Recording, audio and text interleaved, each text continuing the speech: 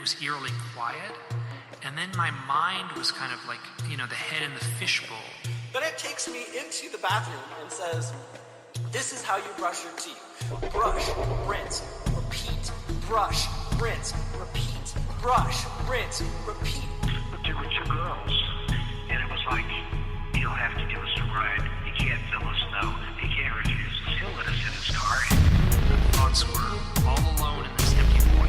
The head in the fishbowl. This doesn't look right. They got close enough where he said he could see, their eyes and how intelligent they seem. This doesn't look right. These gremlin-type creatures. This doesn't look right. No pupils, no iris, 3 fingers, 3 long fingers. And this is when the mental torture. And then it was eerily quiet. Go, Rob. Okay. Welcome back to Conspirinormal, everybody. How's your week been, Adam? My week has been dandylicious. Nice. How about yourself? It's been awesome. What has been happening to you this week, Rob? Well, let's see. I made a triple chocolate cheesecake from scratch on Sunday Oh, man. that nobody in my family can seem to handle. It was too much for them. So I'm forced to eat it all myself. Is that why you got a stomach virus? That's what Alyssa keeps saying, and I'm not going to believe it. That you got a stomach virus from the triple Well, cheesecake? she's like, oh, it's just because it's too rich for you. It's just upsetting your stomach. I'm like, no, that. Oh, sorry, I got to bleep that out. Already, man. We got to bleep something out. At Sorry, the beginning of the show. I'm passionate about cheesecake, and she's trying to take it away from me. So You are. And your beer got foamy, too. That's why you might have slipped there. yeah, Possibly. We'll just say that it's the beer. Now, Seraphiel's here. Yes, sir. Say hello to the audience. Hello, listeners. How's your week been, man? It's been all right. Just working a lot, trying to do some research and trying to work on some other stuff as well. Yeah, what you been researching? Secret stuff. Secret stuff you can't tell us. crypto eschatology. Are we bound to? Are you bound by oath? UFO stuff. I've been catching up on the our guest Oh, podcast. okay. Yeah, that's right. Yeah, we got Aaron Gulyas coming on tonight. He's the host of the Saucer Live podcast, and also has written several books. So I'm really looking forward to speaking to him. He's been somebody I wanted to get on for a long, long time. If you guys didn't know, this last weekend was an interesting time because we had all these marches across the country. Yeah, again, I know nothing about this. Yeah. So maybe Seraphiel could fill us in a little bit about what was going on. Well, they were doing the March for Our Lives gun control stuff all over the country, led by two of the survivors of the Florida mass school shooting. Yeah, Parkland. So big demonstrations all around the country. Yeah. What do you think about it? What's your thoughts? I think a lot of the I'm big on the Second Amendment, and but I think there's a lot of radicalism in the marches. I think there's a lot of people who don't just want a lot of common sense kind of gun control stuff, and there's a lot of people who are admittedly wanting to use different measures incrementally, and a lot of people who have an ideal of an unarmed U.S. society, which I don't really agree with.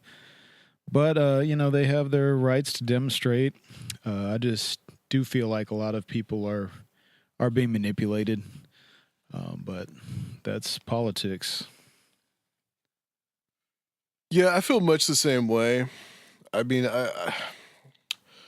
I'm conflicted in some ways in the fact that, I don't know if people. I mean, these shootings have got to stop, whatever that, however that is going to happen. It's got to stop somehow. But I feel like there is kind of like this idealism that these kids have that where they where they will say something like, well, why do you want to get rid of, what do you want to do? Well, you just want to get rid of guns. And I don't know if it's quite that easy just to get rid of guns. Right. I mean, I don't think that it's something that is going to happen.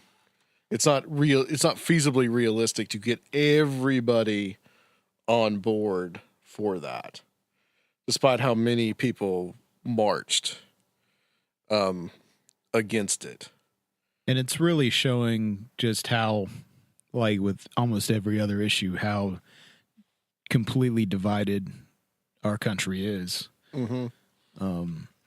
You know, to me, it really shows a disconnect between the people involved with gun culture and the people who are anti-gun. You know, it's hard to find. I've come across a few people who, you know, just are kind of have you know, common sense things and, you know, lean either side and kind of agree on the same stuff, but I think it just really shows a disconnect between these two parts of our society, and it's a largely, I think, rural versus urban, Right. You know, and that cuts through a lot of other issues as well, of course, but this thing is, you know, really, really hot topic. Well, people have talked a lot about these kids being used for some kind of political gain or political advantage. Well, they're primed for it right now. You know, we've got Right. a president that's, you know, Republican, pretty well grounded in the right wing, and there's a big chunk of the population that's already perturbed because of that. So anything Right. that appeals to the other half of the population is going to have this immediate like Solidarity, rally behind yeah. them, right? Kind of an attitude. Right. So I think there's more than just guns that's going on here. I think it's more than just that. I would put it this way, as far as them being used by someone, whoever that would be, you know. So was the Tea Party, if you really want to think about it. Absolutely. They were being used by the right wing for a political advantage. And are you really hearing much about the Tea Party anymore now that Trump is president? Or really, towards the latter part of Obama, you really weren't hearing about it. But are you really hearing about it now? No, you're not. So this happens on both sides. Because they basically got what they needed out of them. Yeah, right. This is all part of the political playbook. So I wonder if in a year we are going to look at these kids. Are they still going to be around? Are they still going to be as politically active as they are now? Or is this stuff is it going to fade away? I'm kind of surprised with the way the news cycle is and everything going on right now with Russia and the Mueller investigation and Stormy Daniels, who we were talking about just earlier. She's coming to town. Apparently she's coming to town, yeah. That, you know, because that just was a couple of days ago that they had the big 60 Minutes interview with her. Everything that is going on right now, that they haven't faded away into the news cycle. So I'm kind of surprised that they still have some kind of staying power. But it is all political. It really is. And I think the honest to God truth is we kind of got to try to stay above it, because we're kind of, the people in the middle are being squeezed by the people on both sides. Yeah, I just really don't want to come across as being disparaging to the kids. You know, a lot of them, Mm-hmm. they're just, this is a catalyst that's really just getting them, you know, started in asking questions and being politicized. You know, most of them probably never really were too into politics anymore. So, you know, maybe this will, maybe it's good, you know, for the long run. But Yeah, and I can't help but be you know, respectful of anyone that's willing to stand up to that level for anything that they believe in. I think if they were trying to back a slightly more realistic goal than just the outright ban of firearms, if that's, I've looked into it. I don't know if that's all there is to I think it, but the goals are a lot more not the goals aren't as stated aren't radical, but I just think there's a lot of radical elements in it, and people who admittedly want to use incrementalism. There's definitely some talk about banning guns outright. You can see that all over the place. Right. Yeah, in just the if you signs and stuff people have. Right. So there is definitely that wish. Whether that's really what's going to happen. Well, I'm sure that I don't the think media so. spin is either that or the opposite, because those are That's all we get. that's the dramatic sides to it, Right. Exactly. and that's where ratings lie. So Well, the way that I've been looking at it, and I've been looking at this issue for 2-3 days now, since these marches, is that what you have are people that will either say that these kids are communists, or that they're Nazis for wanting to take people's guns away. And then you have the other side where it is beyond reproach to even criticize these kids. Like if you say anything remotely, critical of them in any way, it's almost like you're pulling down a god for these people. So, we're caught between just two opposite extremes here. they're all wrong.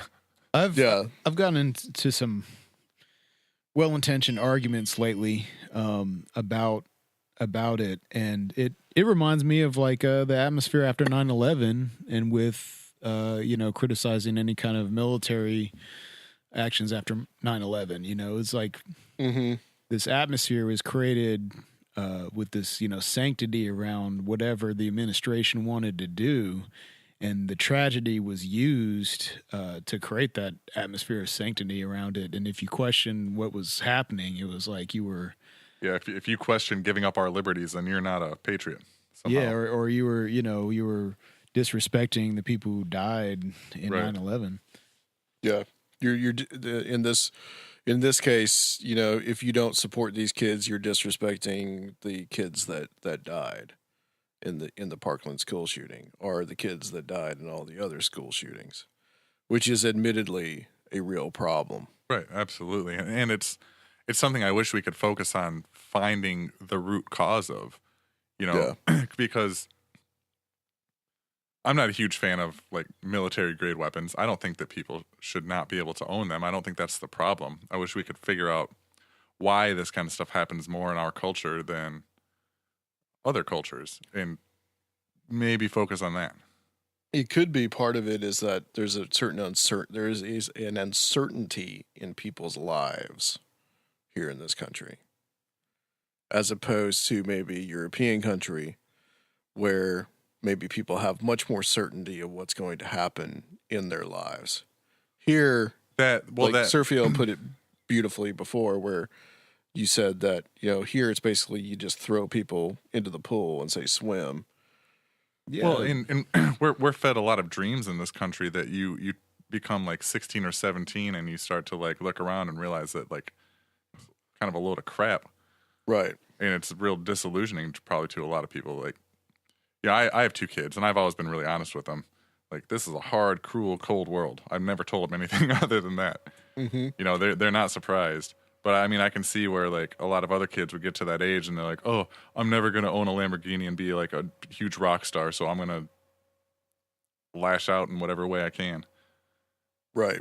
Yeah, this rugged individualism we have, it can be pretty lonely, and especially for, we have this whole cult of adolescence too, and it's can be a real dark place for a lot of people. Right, and then you combine that with being able an 18-year-old being able to purchase a firearm like an AR-15. That someone that like Nicholas Cruz that is mentally unstable. I mean, all across the board, that was a failure. Yeah, that was a failure by the police, and that was also a failure of whoever sold him that gun. And him not being on some kind of watch list or him being allowed in the first place to have gotten that was just a massive failure.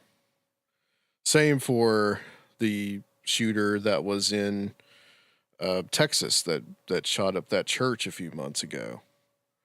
The Air Force did not report that he had beaten his wife, and that automatically Yep. should have disqualified him from ever owning a firearm. Right. But it was never reported. And so that was there's people that are just, they're just falling through people's fingers, the system's fingers, and they're not able, so they get a weapon, they're mentally unstable, and they do what they do. And so there definitely has to be some kind of emphasis on mental health as well. Yeah. That has to go along with the gun control, Well, I think that's the only element of gun control that we need to focus more on. Not taking guns away from people that are responsible, right. But also at the same time, there is a lot of unnecessary rhetoric that is going on, and heightened hyperbole, whether it's from the media or it's also from the so-called alternative media. And this is a case of this. Emma Gonzalez is one of these kids. She's the one that the girl that has basically no hair. But I'm sure that you've seen her. Sure. She's a Cuban immigrant. Well, no, she's not a Cuban immigrant. Her father is a Cuban immigrant. But several fake photos of her have been released online.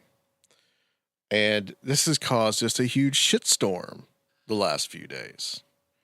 Okay? So, this is from the Washington Post. I don't know if we can trust this news source, but, they're probably controlled by the Illuminati. Fake news. Your fake nose. Having teenagers act as figureheads for a movement has a certain quality that has not gone unnoticed in the wake of the March for Our Lives rally on Saturday. Judged too harshly, and you are attacking a kid who has balanced trauma with homework. Amplifying students such as Emma Gonzalez has injected optimism among liberal activists in the grinding debate about the role of guns in society.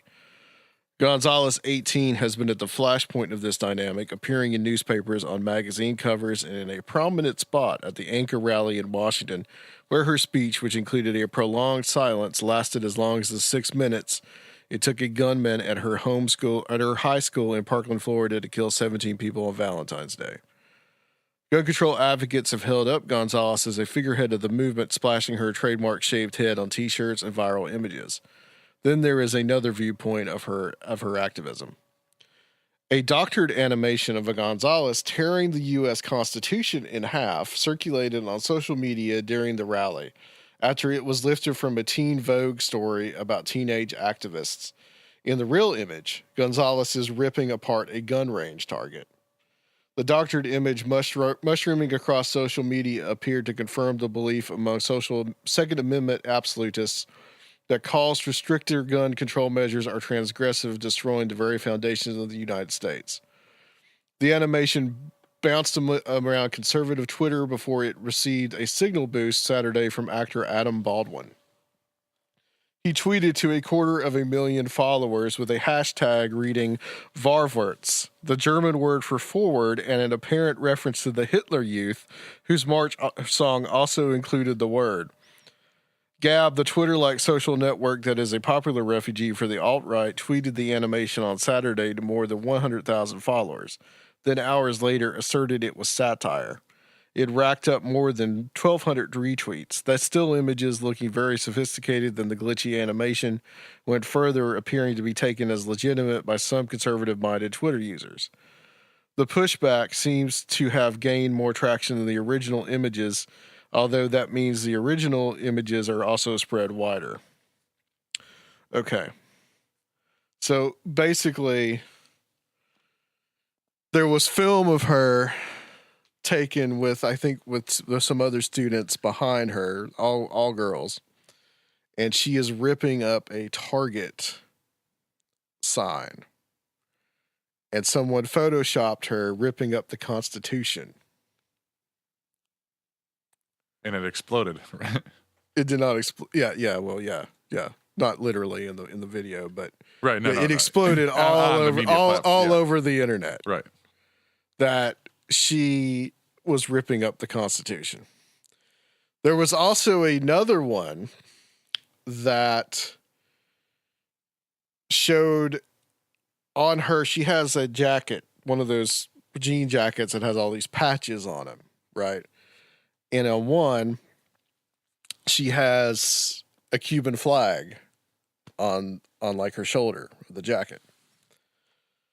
So I assumed that, since Dare she be proud of her heritage? I assumed that since her last name is Gonzalez and she lives in Florida, that she's more than likely Cuban heritage. That's an assumption that turned out to be true.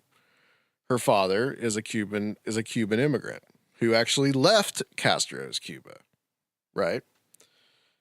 And they say that the meme has been, well, she's doing this all while wearing the flag of a communist country. However, because apparently here in the United States, we're in an ahistorical background, which means that, who cares about history? Who gives a shit about it? Apparently. But I'll tell you, the Cuban flag was adopted in 1902. It was actually designed in 1848 by some Cuban revolutionaries, but adopted in 1902 when Cuba became independent. Anyone want to guess what year Castro took over? And Cuba became a communist country? It was in the 1902? in the 50s. 1959. I was kidding. So there's quite a few years in between 1902 and 1959. Right. And Plus, I vaguely see that point though, that she's representing a flag of a different country while marching, but she's genuinely trying to do what she thinks will make the country she lives in, that she obviously cares about, a better place. Well, I'll say also though, I guess some people might be coming from there because it is like it's a military jacket. Well, so it's like it's kind of like it's kind of looks like kind of revolutionary chic, classic 60s radical kind of uniform. I mean, wouldn't you say, isn't that's kind of your classic 60s radical uniform? I mean, and it's nothing now, but it's just pure. But it's pure image now. A lot of teenagers wear shit like that. Yeah, absolutely. I did too. I mean, and plus, I think it's digging a little deep. Yeah. Plus, plenty of anti-Castro Cubans. Yeah, use represent that the flag as well, because that's a symbol of their country. Mm-hmm. So it doesn't necessarily mean that because she has a Cuban flag, then therefore she's a communist. Right. It could mean that she just is proud of her heritage. But you see that a lot. People are proud of their heritage and their ancestry, where they came from. Right. I'd like to get a kilt, but Alyssa won't let me. There you go. There you go. I mean, it's just to me, it's just kind of, it doesn't hold any water. Right. Which, by the way, the other country that didn't change its flag after the communist takeover was Laos. Just a little bit of trivia there. So if you see any Laotian kids that have that flag, they're not communists. They're not necessarily communists. Okay. Just to fill you in on that. But I think that there's just a ton of hyperbole. And then comparing the kids to the Hitler Youth is another one that I don't really get. That's been a meme that has been in the pro Second Amendment crowd for a while. Has been the whole. I remember going to an Army Navy store when I was a teenager, and there would always be this picture of Hitler, and he's doing the Sieg Heil salute, right? And it says, "For those who want gun control, please raise your hand." And it's Hitler doing the salute. That's the kind of like really just right wing, almost like what the John Birch Society kind of. Well, yeah, you're coming kinda around stuff. to something that we kind of touched on earlier when we were talking, like whatever the actual intention of the Second Amendment was, it's been forged in the minds of people through the different right wing media, and whether you like it or not, now in a lot of people's minds, their firearms are the only thing standing between them and a totalitarian regime, and in Right. between them and a death camp, in between. I mean, that's been the narrative, and so that's unfortunately that's the reality you have to you have to battle against if you are pushing for gun control. You have to acknowledge that these people think that this is the last, their last stand, basically. Yeah. And that's been going on. I mean, I think it really got hot in the 90s, against the Clinton administration, Ridge. and when the right wing was really on fire, and you had your Waco, Ruby Ridge, and militia movement. That became the narrative. But then that's really when that New World Order thing was going on. So it's like, yeah, the UN troops are going to come and, take you to your FEMA camp, and that's the only thing you got, So whether we like it or not, that's in these people's minds. That's what you have to deal with. I mean, How did it go down in Australia? From what I understand, I've heard that reference before. There was like gun registration prior to the ban, and that's what scared a lot of people. Like, oh, just register, and then you're okay. And then once they knew where all the guns were, then all the guns got taken away, kind of thing. There was from what I understand with Australia, there was a school shooting, actually, I believe. Wow. That got that pushed along for, I don't know if Australia has full gun confiscation. I'm not sure, but you do hear about that's another thing that you hear about a lot is the pro Second Amendment and the anti-gun people will talk a lot about Australia. Yeah, that's why I brought it up, because I'm not really sure. sure. You don't want to all I know is that there end up like Australia. There was a sequence of events where they made people register them, and then they took at least portion or certain types or something away from people. Yeah, and things like that make the pro-gun crowd think that every effort of gun control is incremental to eventually do that. Right. So that just feeds into it. And they use and gun confiscation was a big part of the rise of a lot of totalitarian regimes. So, they...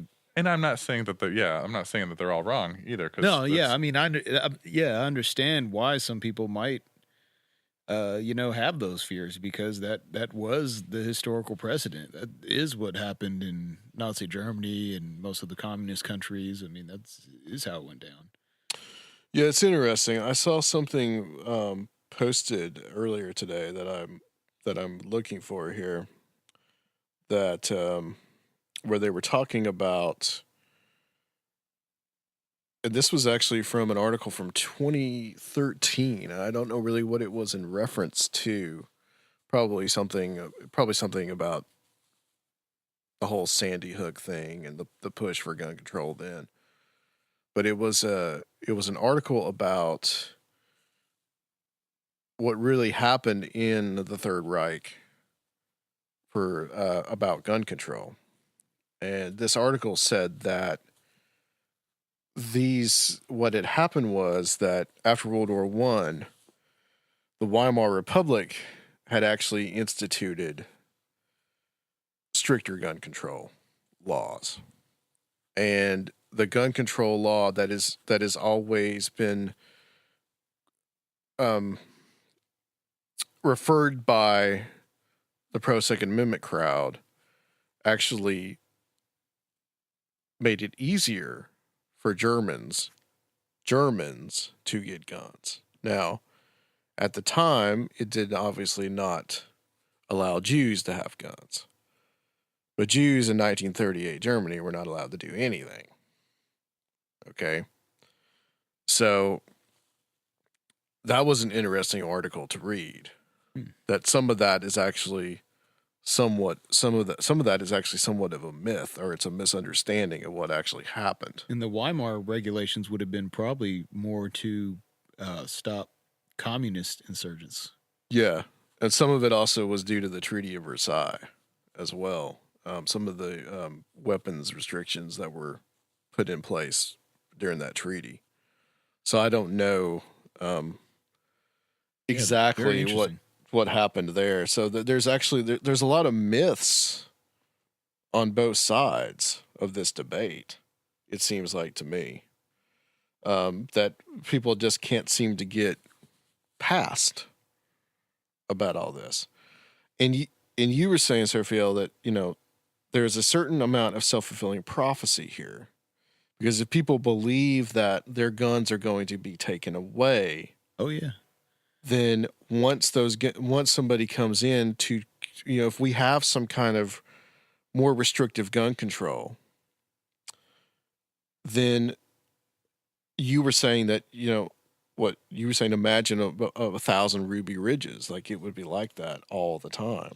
Because the government would be trying to come in and get social their guns. media now. Think about one Ruby Ridge happening.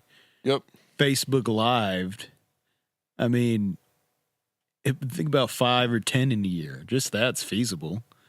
I mean, what would that do to our entire body politic? I mean, I can't even imagine. Yep. See, that's why I keep thinking and keep trying to reiterate that I think that's why it's so important for our focus to be on the root issues, because I think all prophecies are self-fulfilling. And I think if you're focusing on what could happen on either side, either things are going to get worse and there's going to be a lot more school shootings, so you're going to keep talking about that in the media and you're going to keep planting the seeds in young minds, or you think that the government's going to come and take all of your guns away, so you're going to do everything you can to fight that, and you're going to scare the crap out of a liberal government that's going to come and take all your guns away. Yeah. Or we can figure out what the real issue is and we can focus on that and put our energy towards that, because that's why prophecies are self-fulfilling, because that's where you're pouring all of your thought and all of your energy into. Mm-hmm. And it's a really powerful thing. Well, good luck with that. I know. It's my crusade. I guess that's why Ruby Ridge probably happened, too, because these people got all paranoid, went out to the woods. They were trying to get away. We're doing all this stuff, but I mean, they were messing with other groups, who were doing the same kind of things, and they got caught up in the sting. But because they were stockpiling weapons, going out doing the stuff that actually would then have that government, like you said, come, want to come check them out. And Waco was that at times 1,000. Yeah, absolutely. And Waco was a real, which we're nearing the 25th anniversary of that. Really? Yep. Wow. Next month in April. Oh, I'm old. You think you guys are old shit. That was a real self-fulfilling prophecy, literally in the sense of biblical prophecy, because Koresh believed that the forces of Babylon were going to come and try to destroy the promised promised people, which was his people. And sure enough, in his mind, that's what happened. So when you get this mixture of fanaticism, which religious or political or both, you're going to have more stuff like that. Have you guys ever had a Waco show? We should. For the 25th anniversary? Yeah, That's a good idea. It's coming up pretty quickly. We should. Yeah. Get Jeff on. We can do it on a weekend or something.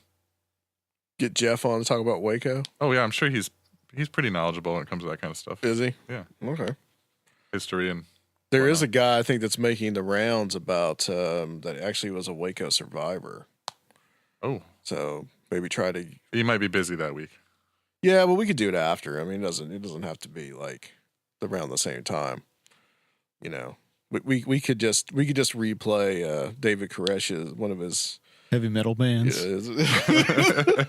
When I went to the Museum of Death in Hollywood, they had all his music. They had of course, like all Charlie Manson's records and like oh yeah, everyone who made music stuff. cease to exist. Do they have cease to exist? Yeah. Oh yeah. Which the Beach Boys later recorded as "Cease to Resist." Yes. All right. Well, the world gets crazier and crazier every single day, man. But hopefully, Stormy Daniels, she'll save us all, right? Oh.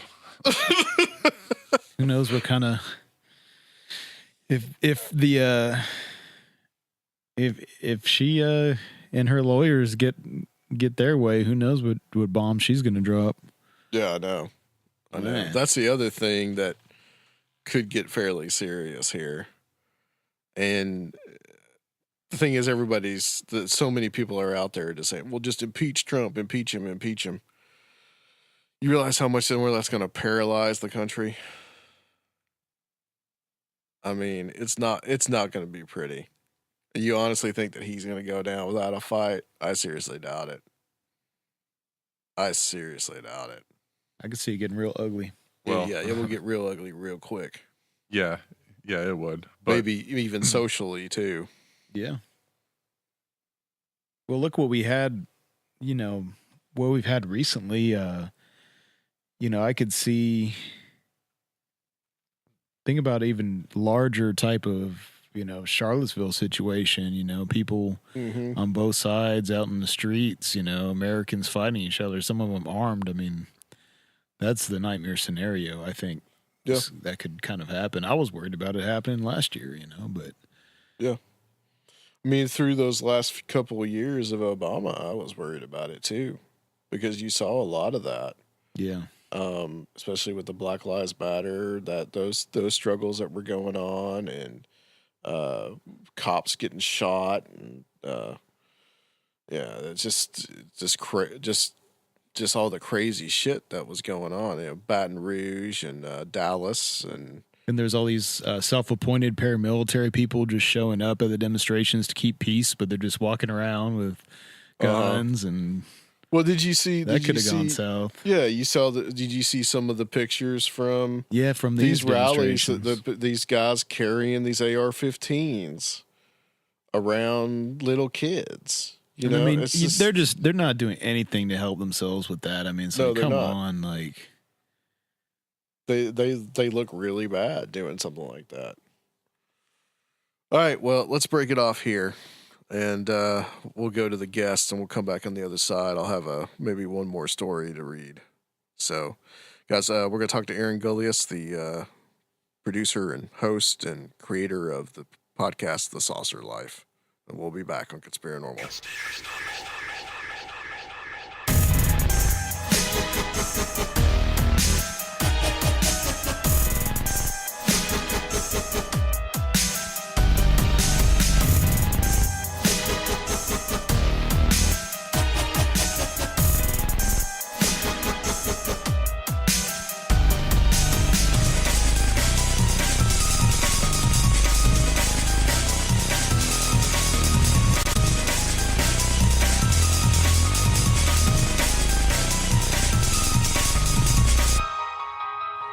All right, guys, we are here on Conspirinormal, and we have the guest on the line. And this is a guest that I've been wanting to get on for a while now. And the first time I heard Aaron Gulyas was actually the first time I heard Where Did the Road Go? And that was one of the, I think the 378th part of the UFO, the UFO history series with Mike Cleland, which we're going to have Mike on here in a couple episodes as well to talk about his new book. But Aaron has a podcast called The Saucer Life, which I highly recommend. And Aaron, welcome to Conspirinormal. It's awesome to have you. Thanks for having me on. Absolutely. I would like to know just a little bit about your background, because I think that, you have two interests, well, probably more than that, but two that I know of.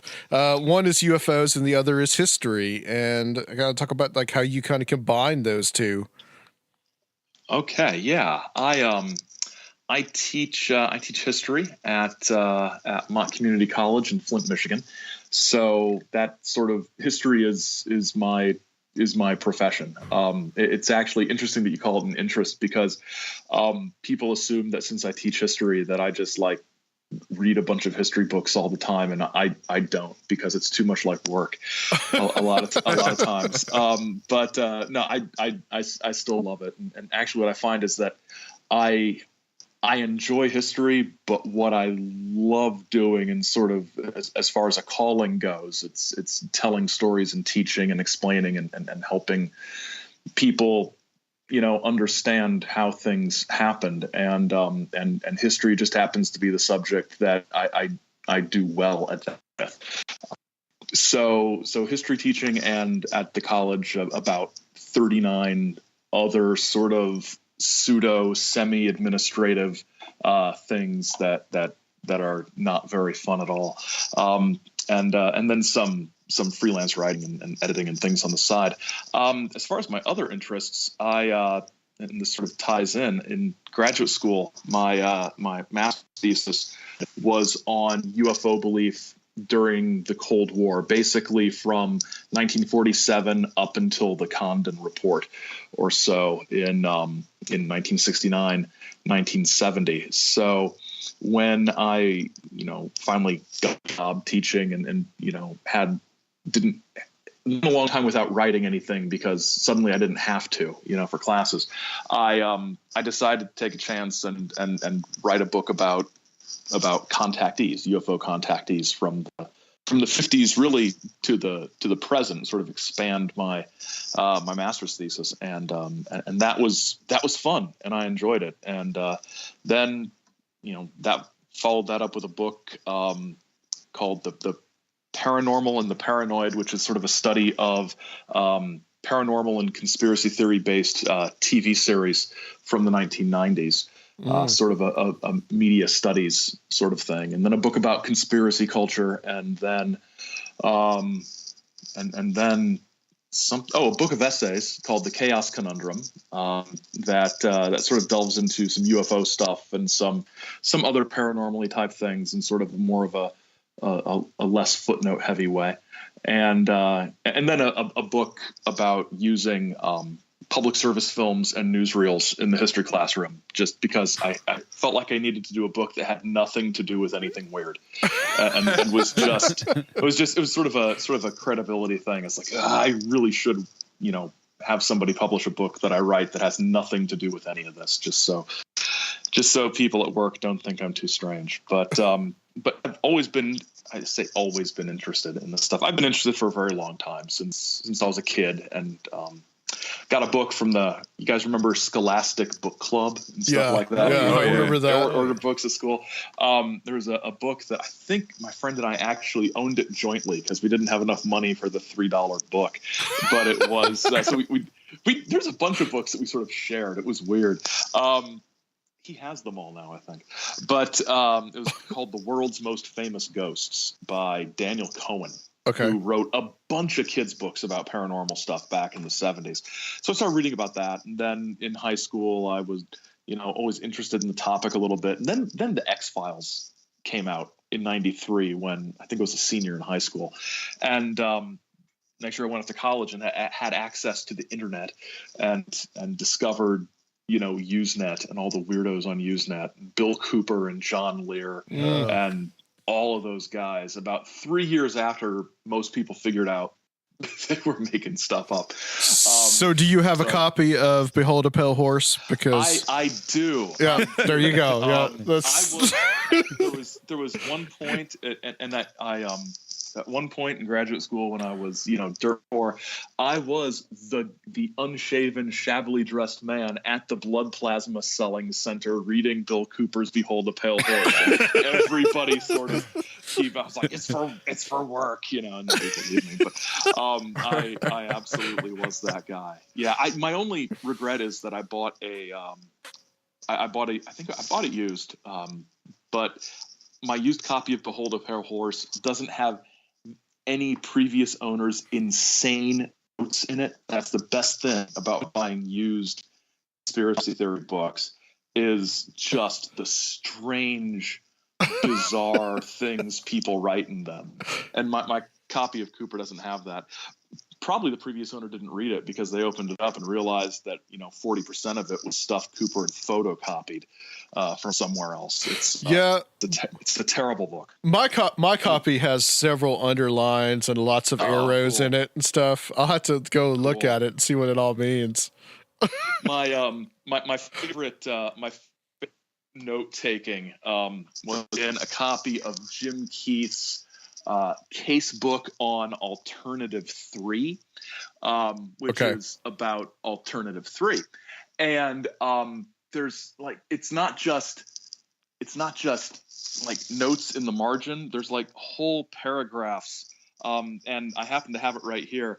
And like there's a line that's underlined of the CIA funding black magic research in the 70s because nice. Of course they were, and of course, and below it says this person wrote, "This is not stupidity at work in America and elsewhere.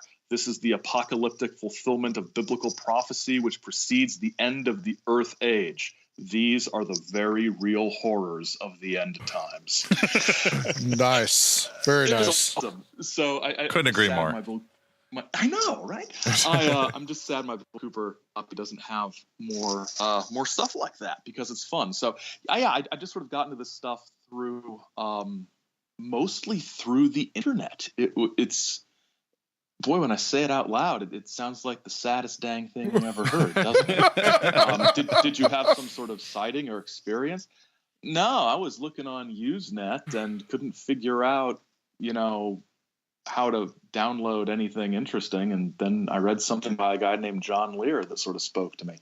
That's grim, fellas. That's that's a sad life. But I just got into it from there, and I had professors that were also interested. One in particular, he was in charge of the history club where I went to college. Hanover College, alma mater of Vice President Mike Pence and Woody Harrelson. Ooh, so no matter your politics, you can get on board with one of the alumni. And he was in charge of the history club. And one spring, he decided to bring David Jacobs to campus to talk about. Yeah, we've had David on the show. Yep. Yeah, to talk about all of his David Jacobs stuff. And I was one of the students who got to have a little, sit down Q&A session with him and then have dinner with him.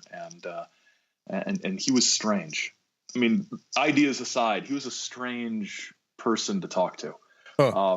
Very, very strange. And I liked him immediately because I asked him about Contactees. He sort of blew me off and started talking about, abductions. And I'm just like, wow, you just dismissed like the whole thing that came before your thing as being not a thing. So yeah, he went on to that the second time he was on this show too. I asked him that question and he said, well, that's just a bunch of crap, but my stuff is totally, I know where I'm coming from, but yeah. Yeah, it was interesting, and the worst part is all my friends thinking I believed every word he said because I was a UFO guy, and I'm like, no, I don't, but that's sort of my background, and mostly I've just been extremely lucky and blessed to be able to take this goofy hobby and work it into my life in a way that's been useful. History-wise, what do you teach? What's the main focus that you teach? Just out of curiosity. What do I teach? Is that what you? Yeah, it broke up there for a second. Yeah, like what's your main field, like main subject that you teach? If I had my way, I would be mostly teaching modern U.S. history and American military history with a little bit of medieval Europe thrown in. But since schedules are like they are, I usually end up teaching just about everything. But by training, I'm an inclination. I'm a modern U.S. American military history, diplomatic history kind of guy. Mostly I end up teaching world history and U.S. history surveys, which is nice because I can slip that stuff in to most topics. If you're talking about anything in the 20th century, you can slip things in. I've had my students read little bits of Contactee writing, and then we talk about how it reflects the anxieties of the the 1950s and things like that. So it's fun. But yeah, post-war U.S. and then medieval Europe, especially early medieval Europe, I sort of dig. Yeah. The Game of Thrones stuff. You know, I taught my my medieval Europe class, and my dean insists on calling it, "Oh, you mean that Game of Thrones class you teach?" I'm just like, could you not call it that? You're just cheapening the whole thing. So now she does it even more just to annoy me. But yeah. So yep, and yeah, telling students no, there aren't actually dragons there. Yeah, there's no dragons or dire wolves. When are we going to talk about Westeros? You know, You teach the War of Roses? Yes. That's the Tyrells, right? Right. Yeah. There you go. Yeah. That's all really we need, isn't it? Yeah. So that's the nice thing about these days is there's a lot of good history and history-based and history-looking-ish programming on TV. Mm-hmm. And just in pop culture in general. It's my students, I think my students know more about how government works from listening to the Hamilton soundtrack than they ever learned in high school. And I don't blame them. It's more fun. That's true. And Vikings, all the Viking shows that the actual show Vikings, and then the Last Kingdom on BBC America. There's lots of good history entertainment out there, and as long as I can keep convincing people of what's entertainment and what's not, we're in good shape. So the saucer life. Yeah. You make a distinction in the beginning of the podcast, episode, I think it's episode 1, where you talk about kind of the distinction between the term UFO and the term flying saucer, which have come to be kind of a synonymous thing, but not quite synonymous. There is a distinction. Yeah. Let me try to remember what I actually said that distinction was. What I would say now, 6 months later, is that the distinction lies in the popular perception of what that item is. The flying saucer in sort of classic 1950s and 1960s lore is in the minds of the people who threw the word flying saucer is undoubtedly something that is a craft from outer space that's piloted by beings. There's a mythology and a lore that's built up around the notion of the flying saucer. And from our perspective, it is retro. It is very much a 40s and 50s thing, maybe a little bit in the 60s. A UFO, on the other hand, the term UFOs, unidentified flying object, is partially an attempt, I believe, to, at least as far as perception goes, an attempt to simultaneously demystify and hypermystify the object. It's an unidentified flying object. It's a banal thing. It's in the air. We just don't know what it is. But on the other hand, you could also say it's so bizarre we can't even attribute a shape or an idea to it. It is truly unidentified, and it could be anything from a structured craft piloted by extraterrestrials to an interdimensional craft to something spiritual to anything you like. I think the term UFO opens it up more widely, at the same time confined to something that we can solve. If it's unidentified, then how do we identify it? And I miss the days when everybody just had this sort of,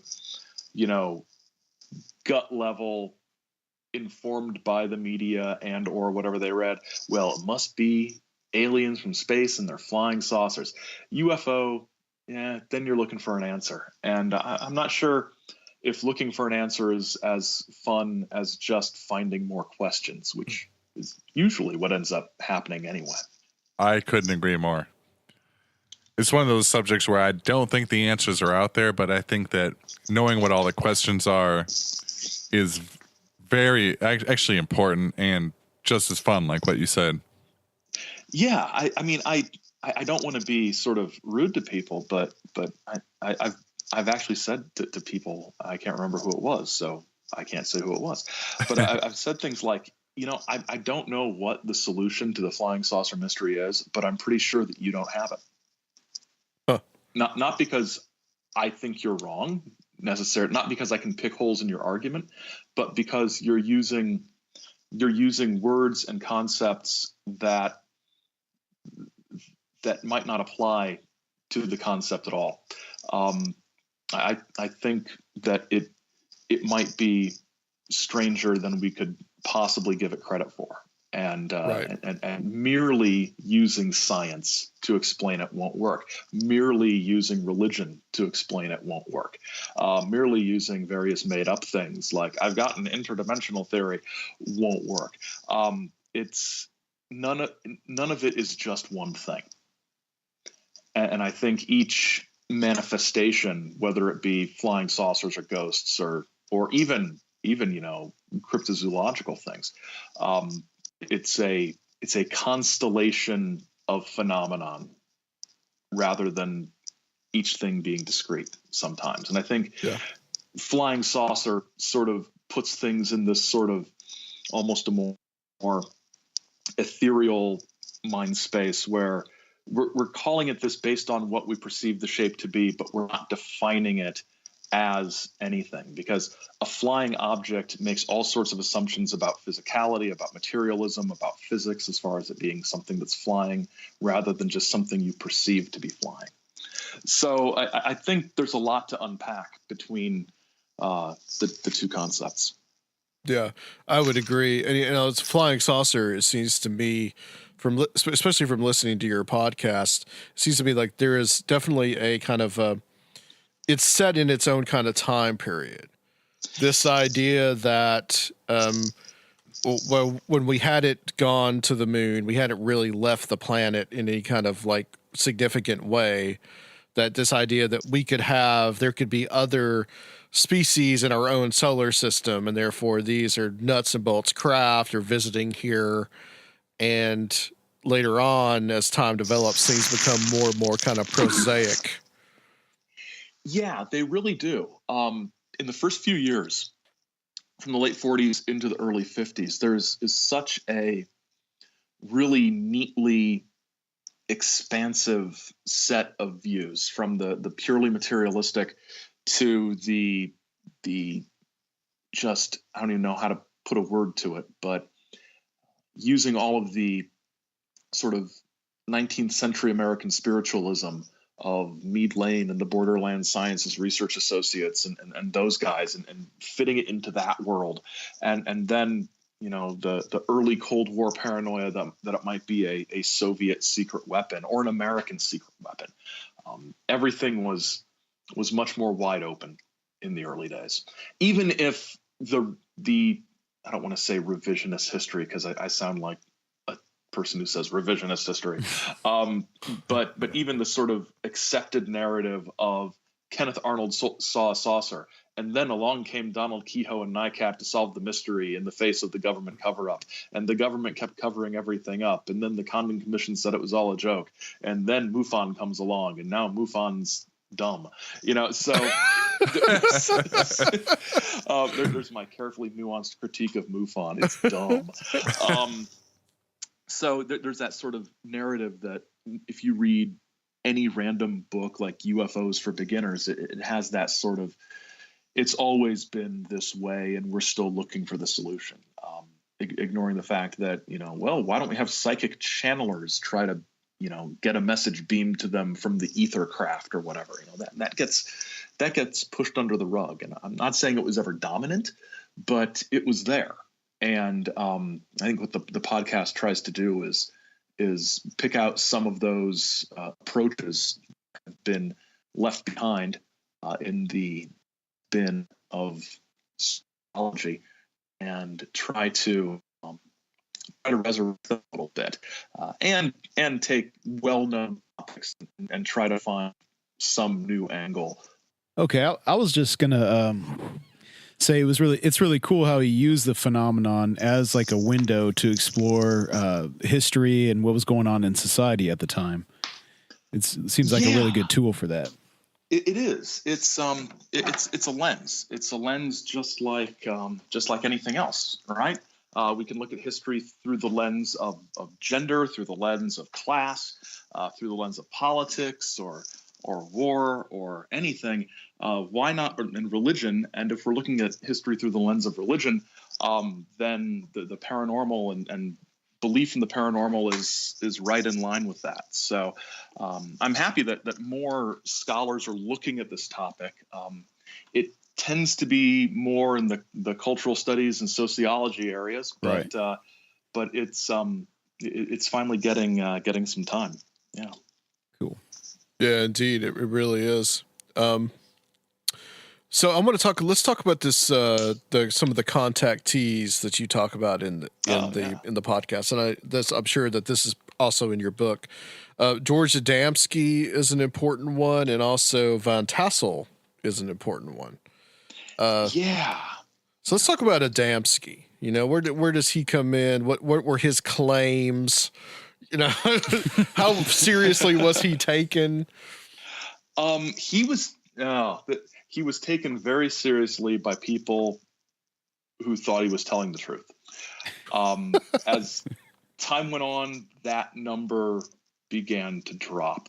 But even today, there are Adamski devotees out there. So basically, George Adamski was a man lived in basically the first half of the 20th century, from like 1903 or something to 1965 when he died. And he was out in California, and his sort of contactee life begins in 1952 when he claims to have had a meeting with a blonde jumpsuited guy named Orthon in the desert. A flying saucer landed. Orthon gets out. They communicate through a combination of sign language and gestures and things like that, and then he flies away. And Adamski had also been taking photographs of flying saucers through a telescope. He lived near Mount Palomar Observatory, and so he was taking photos of flying saucers. He publicizes these claims, gets all kinds of speaking engagements. Later on, it's written up as sort of the last chunk of a book about basically flying saucers throughout history, through mythology, called Flying Saucers Have Landed, by a guy from Britain named Desmond Leslie. And Adamski just sort of takes off as the first sort of modern contactee. And in subsequent books and talks, he talks about how the space brothers from Venus and Saturn and other places, they're human. They're just living on other planets. They were once like us here on Earth. They were warlike, greedy, and primitive. And the way to advance beyond the cosmic kindergarten that we're in is to embrace their cosmic philosophy of love and brotherhood and understanding, which is a pretty reasonable set of beliefs in a world that's facing nuclear war. And most historians look at Adamski and the contactees and say, well, they're just scared of nukes. And so started telling these stories about, how other places were better than here. But Adamski's belief in some sort of cosmic universal law and this universal brotherhood goes back to pamphlets he wrote in the 1930s. And it really comes out in a 1947 novel called Pioneers of Space, where some astronauts go and visit humans on the moon and Mars and Venus and things like that, and live in these very nice societies. So as Adamski is getting popular, he writes a second book called Inside the Spaceships, which is all about his meetings with the aliens and all about their society and how wonderful it is. Jim Moseley, who did Saucer Smear, the newsletter, and basically was a wonderfully hilarious thorn in the side of serious UFO researchers for 40 or 50 years. He decides to investigate Adamski, and what he finds out is that witnesses' statements who supposedly were there when Adamski met the alien, that they didn't actually see anything. It was too far away. He analyzes the photographs and finds that at least one of them is a hubcap rather than an actual flying saucer.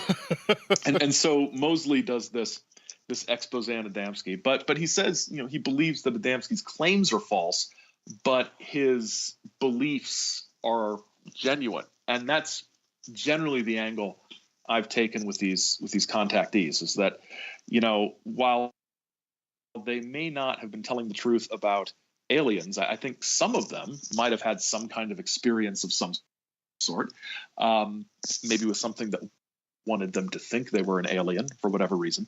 But their philosophical ideals and their desire for this brotherhood of humanity, that stuff was pretty reasonable.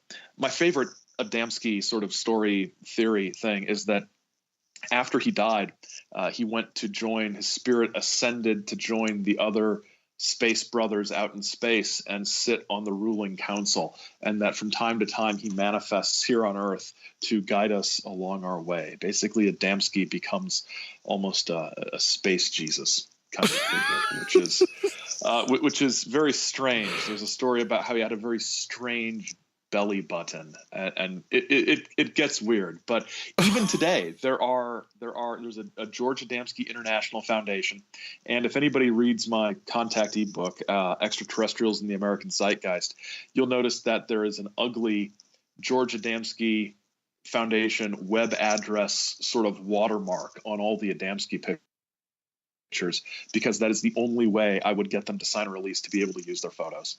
And it irritates me, but they seem like the kind of people who actually, well, my publisher demanded the paperwork, but they're the type of people who would have sued, you know. Sure. So they're very staunchly defending it. I had to explain what the book was about and sort of assure them that it wasn't any sort of hit piece on Adamski. What I didn't say was, you know, Adamski got debunked in like 1955. You know, I don't need to debunk Adamski. That ship sailed, but they're still staunchly defending him, especially in Europe. He's got still a big following in Europe, where the sort of contactee and channeling thing always sort of hung on a bit more tightly for whatever reason than here in the States. So Adamski, he traveled all over the country, all over the world, to Europe, to Mexico, giving speeches usually to fairly big crowds. When the crowds weren't big, or when the crowds were hostile, he claimed that a group of people known as the Silence Group were trying to shut him up. Not quite the Men in Black, but sort of that idea that he was getting too close to the truth. According to some reports, his religious organization he established back in the 1920s was mostly a front to get permission to buy and serve alcohol, sacramental wine, during the last years of Prohibition. So there's some hints that he was always sort of on the make in one way or another. But he's the granddaddy of the contactees, and you don't get anywhere without at least nodding in Adamski's direction with this stuff. And Van Tassel, who I believe Van Tassel was his first name George also. Yeah. There were a bunch of Georges. George Van Tassel. Yeah. George Van Tassel was a contactee who's the first to become involved with the space being an Ashtar. He channeled Ashtar, who's the space commander working for Sananda Jesus, one of the Ascended Masters. Another space Jesus. There's a couple of them then. Yeah, it's another space Jesus sort of thing. And Ashtar and his fellow space masters are in orbit in our solar system, defending the Earth against bad guys and against our own stupidity if we are to unleash nuclear war. What's cool about Ashtar is after Van Tassel sort of died, because Ashtar was a channeled being, he just sort of transmitted these messages telepathically.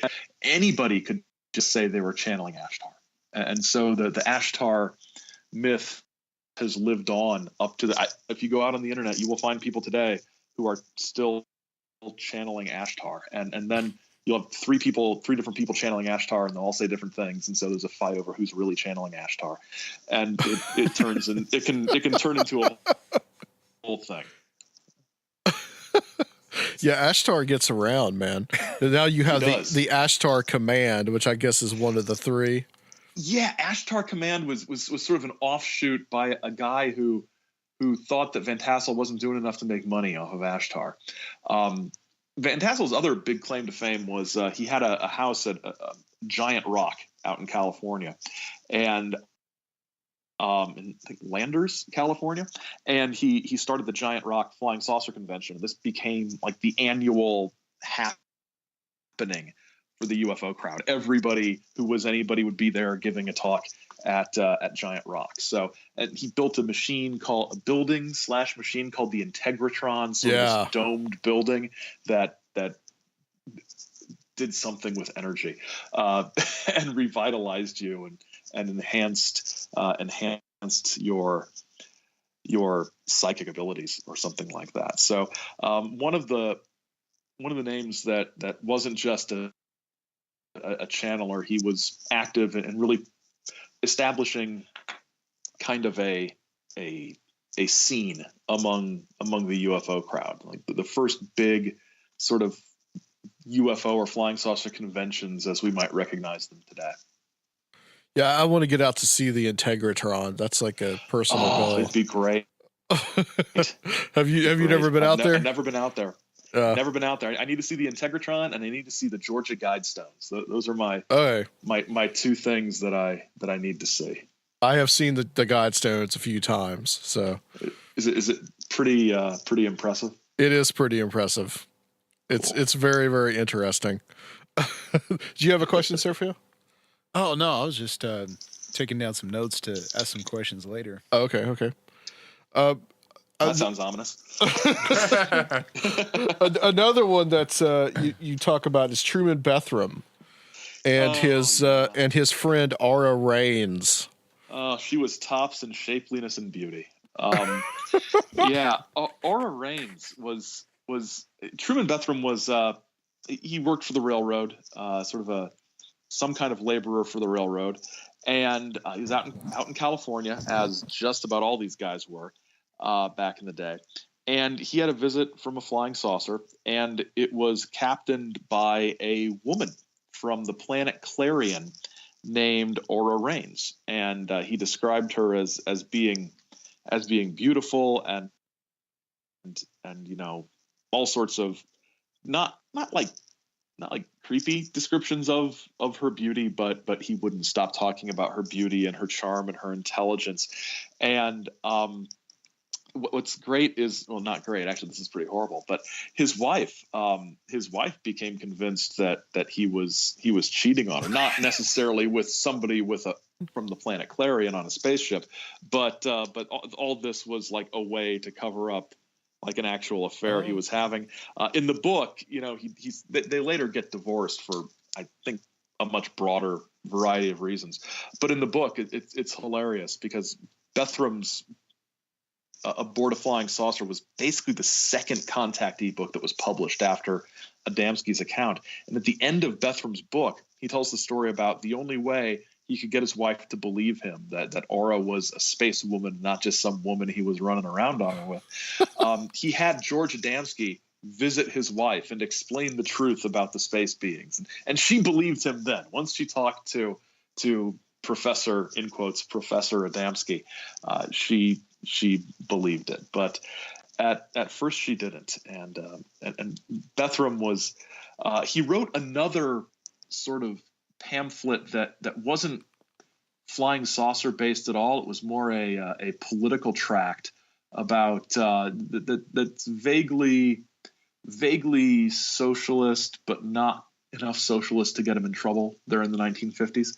But he was a regular out at the Giant Rock conventions, and was the first who had a first contactee who had his person from another planet not be from our solar system, to be from a made up planet, which is pretty significant. But yeah, Aura Reigns, and she wore like a little uniform, and her uniform included like this kicky little beret, which so she actually had a space hat, that she wore. So it's just kind of charming, and it's like all of the Contactee books at this time. They're, Clarion's a wonderful place. They used to be warlike like us, but they're not anymore.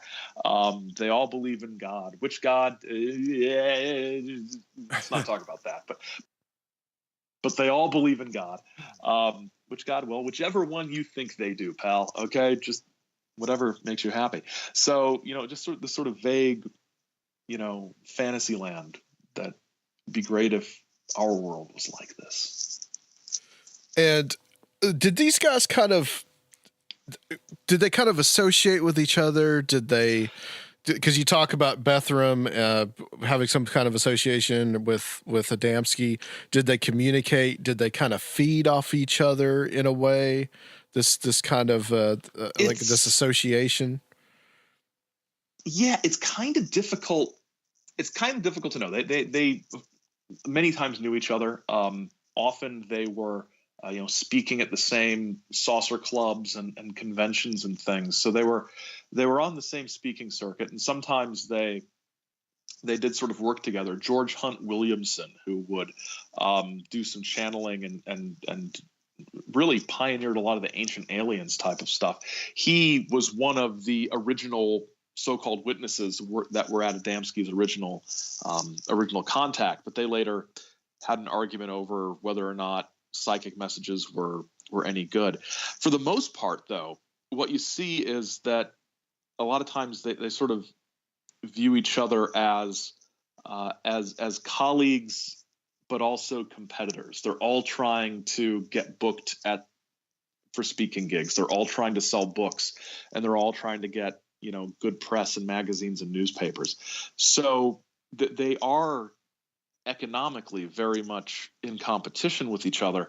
But there's also I've seen references in sort of correspondence and memoirs and things that there's sort of an unwritten rule of you don't knock the other guy's contactee story.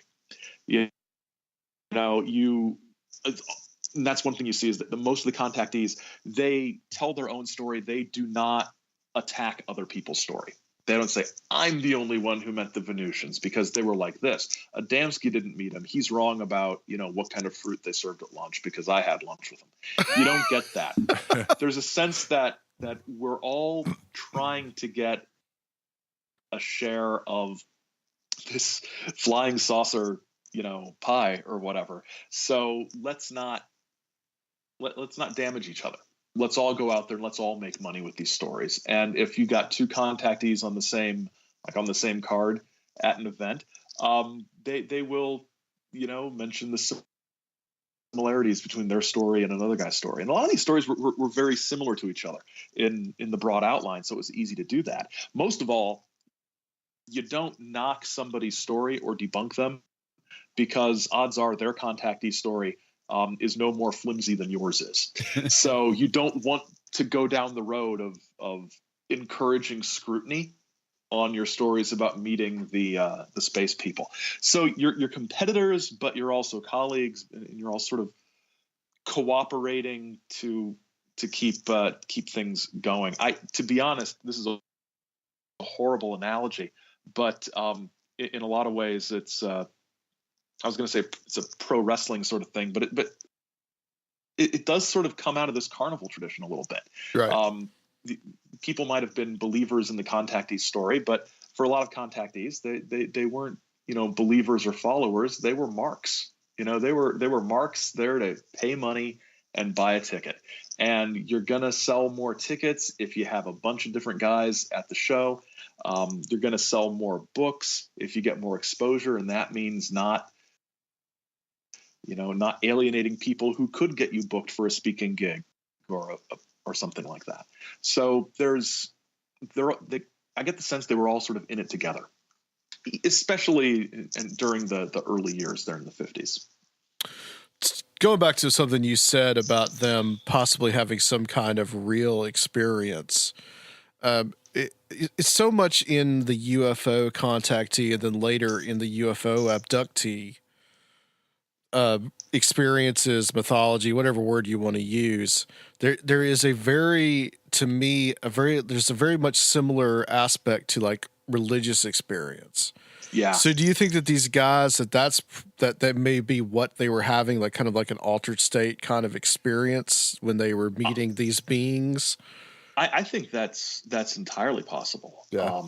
I think, I mean, I don't discount it. And I'll be honest, when anybody says, do you think it could have been this? My response is usually, well, yeah, sure. Because it could have been a whole number of things.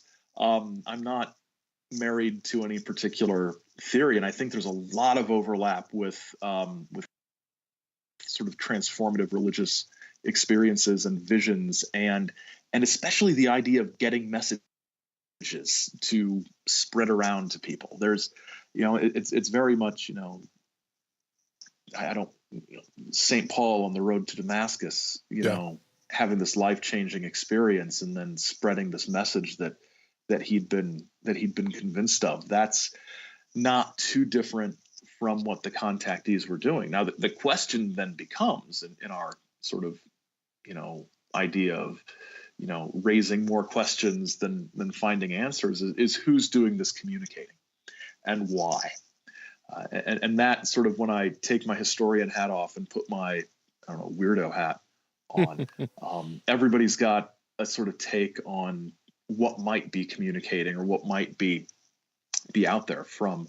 I was at a self-described UFO conference this weekend here in Michigan that was mostly just a sermon at a little sort of storefront church, and they said conference, but I looked it up and it was a church. But I went anyway, and they're very much on the angle that these experiences are demonic, that it's some sort of demonic manifestation, which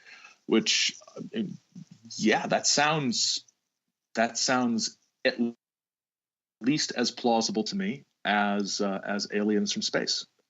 And it's interesting because these beings visit and then they have a message, and sometimes I think the people involved don't scrutinize enough where that message might be coming from. Right.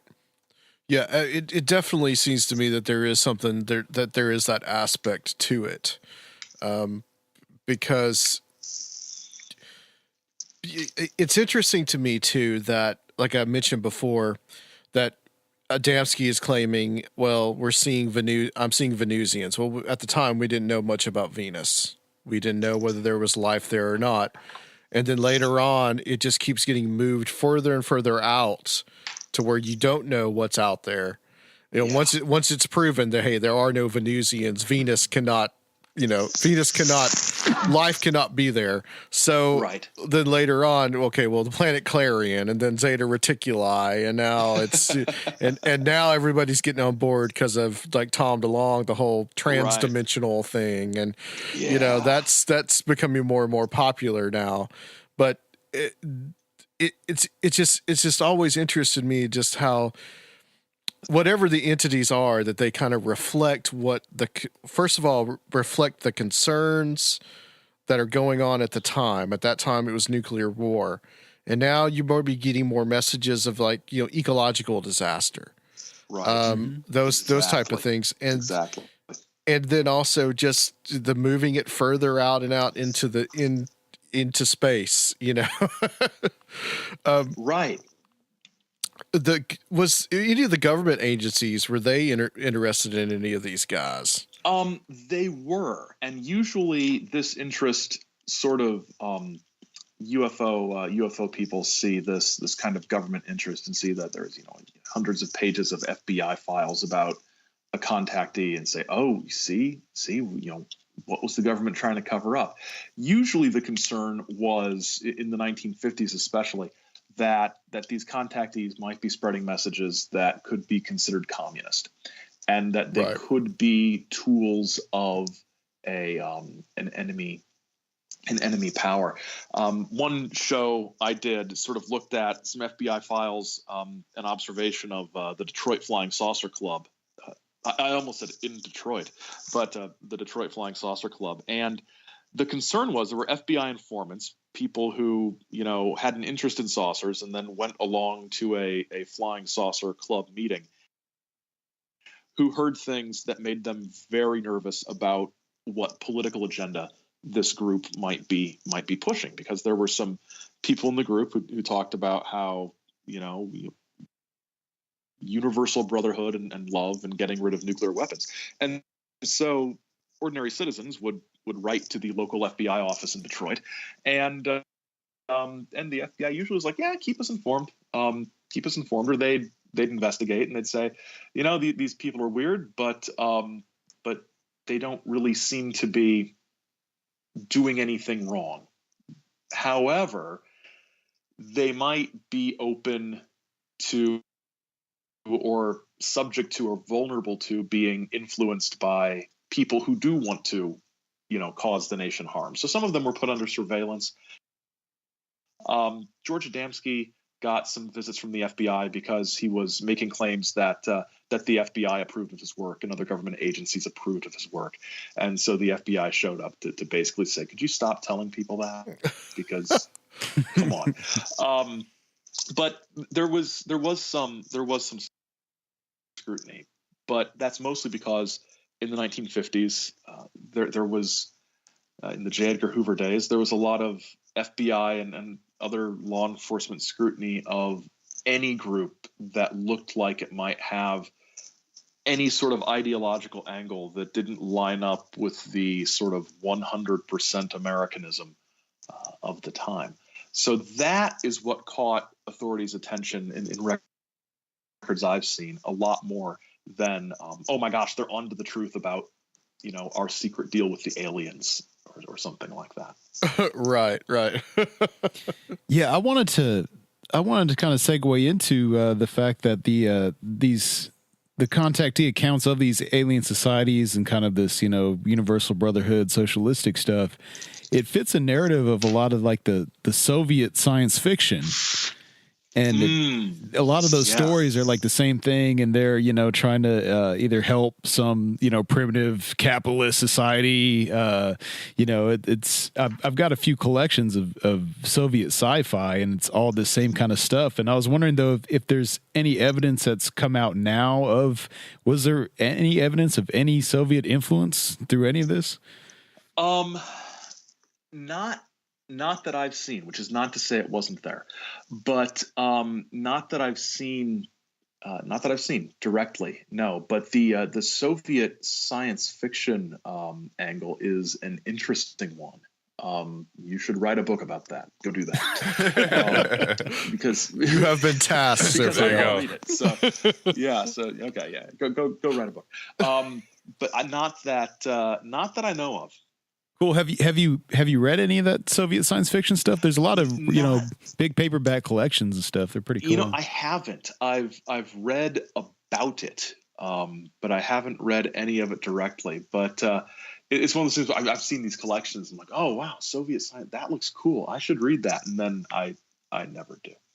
But they're always pretty much the same story. It's just that same narrative with either a primitive society becoming advanced, or this socialist utopian society that's going through space and discovering these primitive capitalists like us fighting on this world. Yeah, that's interesting because knowing what I know about the Soviet Union, I was going to say during the communist years, but if it's the Soviet Union, they were all communist years. The Benadryl is kicking in. The Soviet Union. If I were a science fiction author, one way to make sure that nobody in power gives me any hassle over what I'm writing is to make sure it's ideologically sound. But it is interesting. And here's the thing: in the 1930s, and this is sort of a speculation thing, but in the 1930s in the United States, this is the point at which the Communist Party USA had Communist Party UFO sounds like I don't know what that sounds like, but it's awesome. Had the largest membership of any point in its existence. Oh yeah. And one of the reasons that the anti-communist witch hunts of the 1950s dragged so many people through the hearings was that there were a lot of Americans working in government who had joined Communist Party organizations and communist youth organizations back when they were in college, because they were much more active during the late 1930s than at any other time. And so, if you've ever been in a relationship and your partner wants to go to this thing and you just sort of go along, goes, well, he wants to go. Wouldn't surprise me if some of these contactees had that kind of limited but significant experience in that environment. That's an interesting link possibility there. That because, like I said, the phenomena reflects the concerns of the people at large and can reflect the concerns of that person as well. Right. And especially the more explicit critiques of capitalism. The world peace and the anti-nuclear thing. You had groups like the Concerned Scientists of America. I forget the actual name of the organization, but there were lots of sort of more mainstream non-political groups that were also very concerned about nuclear weapons. But you combine the pro-peace with the anti-capitalist or critiques of capitalism, because they were all excited about selling their books to people, so they weren't too down on capitalism. But the sort of anti-capitalist vibe, it'd be interesting to see what formal connections some of these folks might have had. Yeah. Albert Bender is another interesting one. Now, he really doesn't fit in, I think, with the contactees as much. He more kind of reflects the dark side of this material. Yeah, and he does kind of fit into the contactee stuff, but people never remember that because it was that stuff came after. Nobody cared about Al Bender as much. Al Bender was the guy who founded the International Flying Saucer Bureau, basically the first international UFO organization. And he had a network of investigators around the world. Gray Barker was one of them. They had a magazine called Space Review with the little strapline, Space Review reviews space, which is the worst slogan ever. But Space Review reviews space. But Bender was like he was a weird guy. He was even before UFOs. He was a weird guy. Lived with the stepfather in a giant old house, and he had the whole attic to himself. He had it decorated up like a carnival haunted house with sound effects and everything, and would bring people through it and scare them and get a real kick out of scaring people. Very into horror stuff, very into sort of dark, gruesome things, and kind of a quiet, unassuming guy. And as he's running this flying saucer organization, longish story shortish, he claims that out of the blue that he's shutting down the organization. They're not going to do it. He's figured out what the answer to the mystery is, but he's been sworn to secrecy on his honor as an American citizen, and so men threatened him. 3 men who were probably wearing black. And Gray Barker picks up on the story and writes a book called They Knew Too Much About Flying Saucers, that sort of introduces this idea of the men in black, these sinister enforcers who threaten people into silence about the UFO subject. And pretty soon other people start telling stories of similar encounters, even ones that predated Bender. the Maury Island case, where a UFO or saucer of some kind ejected material crashed into Puget Sound in Washington State. Men in Black show up there. Other people tell Barker they've had similar encounters, and ever since there's been these stories about not just sinister, threatening people telling you not to talk about what you've seen, but also engaging in very strange and, kind of alien-ish behavior. John Keel's Mothman Prophecies book is full of Men in Black encounters from West Virginia around that time. So Bender disappears from the scene and resurfaces in the 60s with a book he wrote, heavily edited by Gray Barker, called Flying Saucers and the Three Men, and which is sort of his whole telling of the thing. And this is where it gets into Contactee territory, because he claims that they are the men he met were beings from the planet Kazikh, spelled Kazik, and they that sounds almost unpronounceable.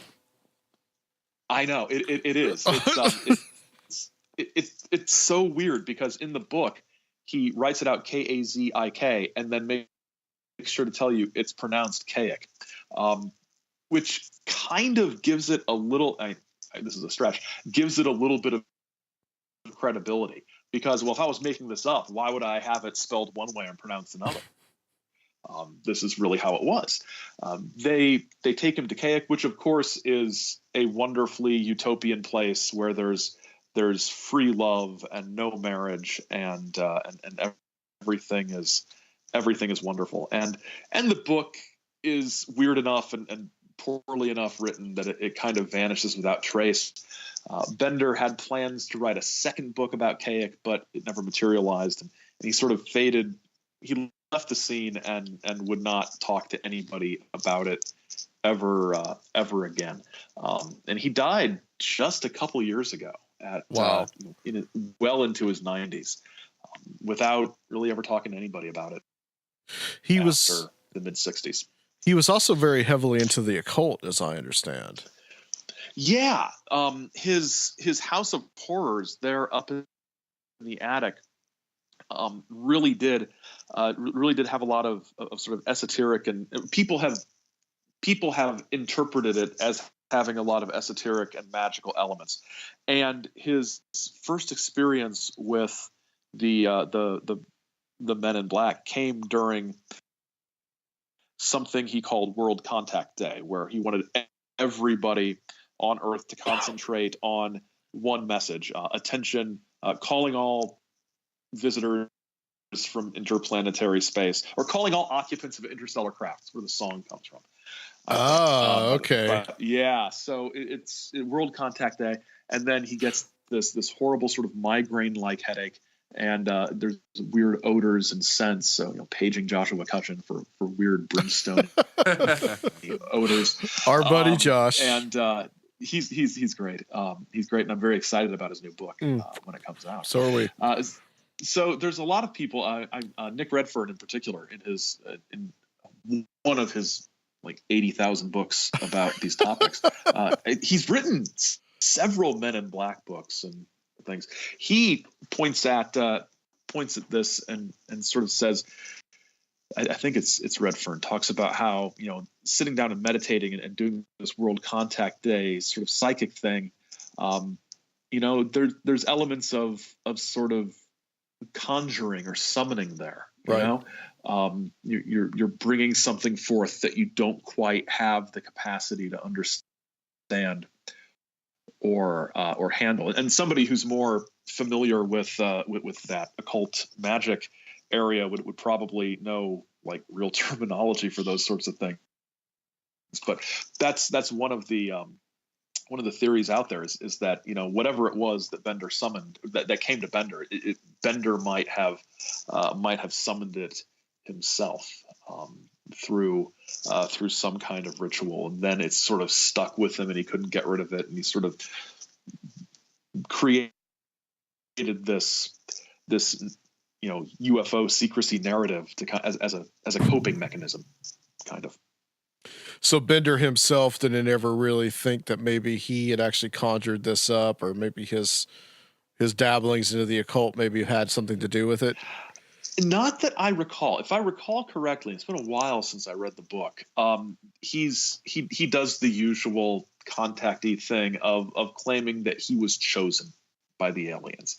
It's always very much a they came to him, they observed him, and they knew he was a big shot in the saucer community, and so they knew of him before the contact day.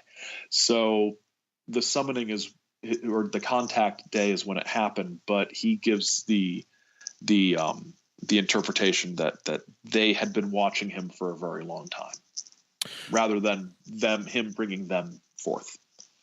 Was there any other figures that you may have written about in your book about, but you haven't talked about on the podcast yet that maybe interest you? Yeah, there's Howard Menger. I think it's Menger or Menger. I've heard both pronunciations, and I'm going to need to figure that out.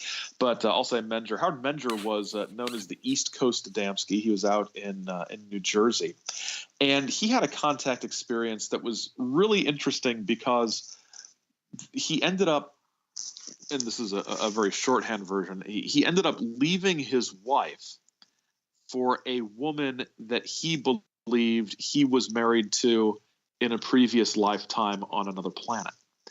So he leaves his wife and hooks up with this woman who also believed that she was his wife reincarnated from their past life on another planet. So you're getting into sort of past life regression stuff with this, and the whole, any one of us could be one of the space brothers, if you might find that out. And he also recorded some music, sort of outer space music that I think he claimed was the type of music they played on the planet where he lived in another life. So Menger is an interesting guy.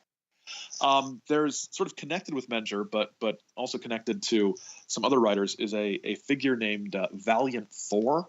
Oh yeah, who supposedly was an actual Venusian who hung out at the Pentagon and advised the government for a while. He was written about in a book by Frank Stranges called Stranger in the Pentagon. And there's actually some photos of a guy that from the time that Val Thor fans claim is Val Thor. And he just looks like a guy.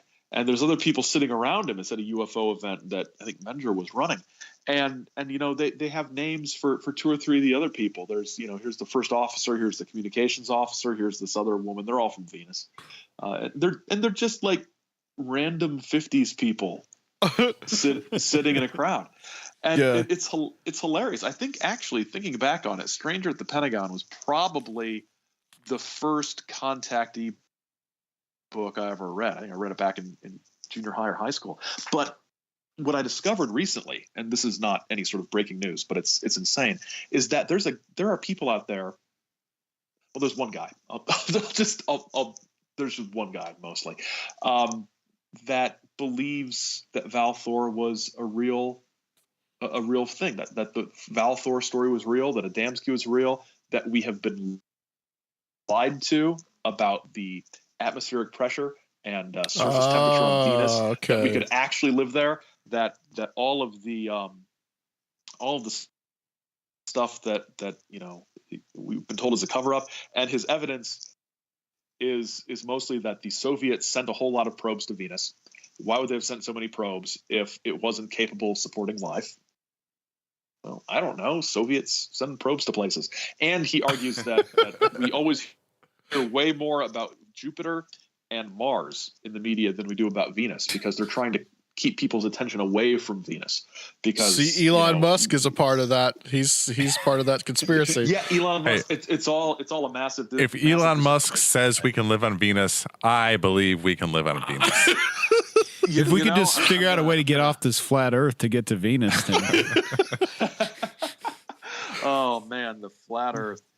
I really hope never to live long enough that would become a thing again. But, yeah, we need to sort of figure out how to do that, because we can finally get on something round. That's right. I mean, We're the only flat planet. Yeah, absolutely. So yeah, there's still people out there who believe these things. Other contactees that may appear. There's two women, Helen Mitchell and Betty Mitchell. They're two sisters who had a contact experience, among other places, at a coffee shop in St. Louis back in the late 1950s. And they mostly just spoke at conventions, but wrote a little pamphlet that was published and is out there on the internet. So you have like one sister tells her story and the other sister tells her story. Orfeo Angelucci was another contactee again. He did, I think, some more stuff with strange alien writing than some of the others did. Ashtar continues. There might be a Where Are They Now segment on Ashtar in the last 5 years. You know, what people on the internet are saying about Ashtar. There's one guy, and I don't remember the actual channeler's name, but Hatan was one of Ashtar's subordinates, and Hatan channeled through these people back in the 90s and early to late 90s. There was a sort of newsletter called the Phoenix newsletter, and it all claimed to be channeled from Hatan, and it was basically nothing but the sort of right-wing conspiracy paranoia from the 90s that actually some of it would make Bill Cooper say, "Whoa, guys, really? I think you're going a little bit far," because most of it was deeply anti-Semitic. Lots and lots of really virulent anti-Jewish sentiment, racist in about three other different aspects to it, and it was just these insane ramblings, and it was the subject of some lawsuits when there was dispute over who controlled it, which sort of crazy 90s whack job controlled Hatan, but it was all taking this figure who'd been known for the sort of Ashtar love and light type stuff, and just completely twisting it. And I think at one point Hatan even calls everybody sheeple, which is I think he actually he's in full on wake up sheeple mode in this newsletter, and like a proto Alex Jones. It is. It's like if Alex Jones was channeling an otherworldly being, which he might be. Yeah, maybe he might be. Yeah, that's actually not the most impossible thing I've heard. I still really enjoy the conspiracy theory that Alex Jones is Bill Hicks. Yes, that's my favorite. That is. I love that. That Bill Hicks faked his death and became Alex Jones, and he's going to wait another decade and be like, "Gotcha." Yeah. I mean, that's fun stuff. And well, my personal go ahead. My favorite Alex Jones thing was recently in the custody battle with his wife, where his lawyers went into court and said, this is all an act. This is for entertainment purposes, and a lot of Alex Jones fans were like, see how cool and clever Alex Jones is to sort of make everybody believe it's an act when we know it's not an act. Wow, 12-dimensional chess. It's like, no, you guys keep buying your testosterone powders or whatever he sells on his. I've never even actually seen one of his ads. He seems like the type of guy who would be pushing some sort of health supplement. It's called super male vitality. Is it seriously? Yeah. Is that? We might have to edit that out. I'm sorry. We don't want to give a plug. Yeah. We don't want to give a plug, but this sort of thing that in 10 years it turns out, well, this makes your heart explode, or something. Well, he's obviously using it because I think he's about to a coronary. I was going to add that my personal conspiracy theory is that Donald Trump is Andy Kaufman. That's my personal conspiracy theory. So you take that About Valiant Thor. As I remember, I think that his brother's name was Don and his sister's name was Jill. Yeah, and Yeah. referred to as Commander Don. And it was the least impressive spaceman name ever. I'm Valiant Thor, and this is my first officer, Commander Don.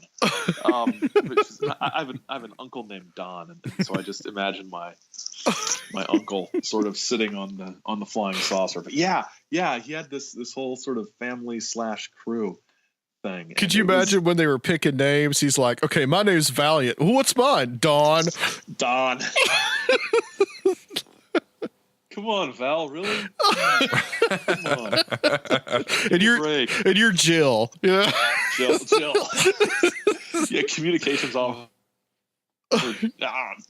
Jill, whatever. It's like I spent all my creative energy on Valiant Thor, and we're just picking random names out of the phone book for the rest of you guys. There's also a band called Valiant Thor too, just to tell you. I think I knew that, and I've never heard any of their stuff, but I'm happy knowing there's a band named Valiant Thor out there. There needs to be more sort of old school UFO themed pop culture stuff out there. I want a line of Funko Pop dolls of contactees.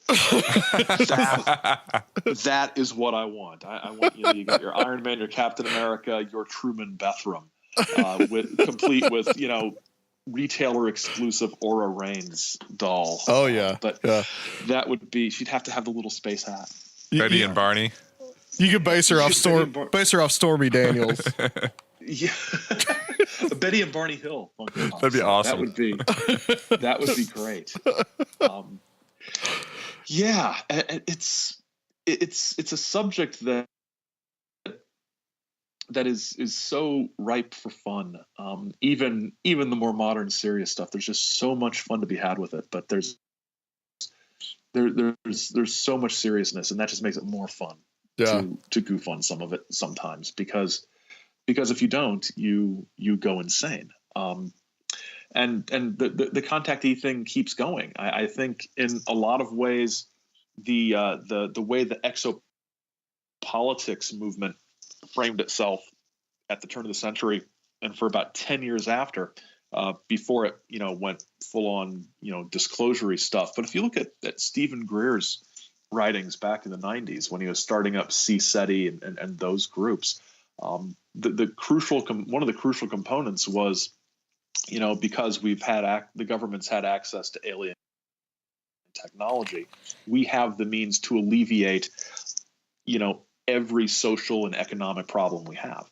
We just need the cabal of bad guys that's in charge of our government to release the technology that will give us free energy and clean up the atmosphere and eliminate greenhouse gases and do all these sorts of things. So the idea of using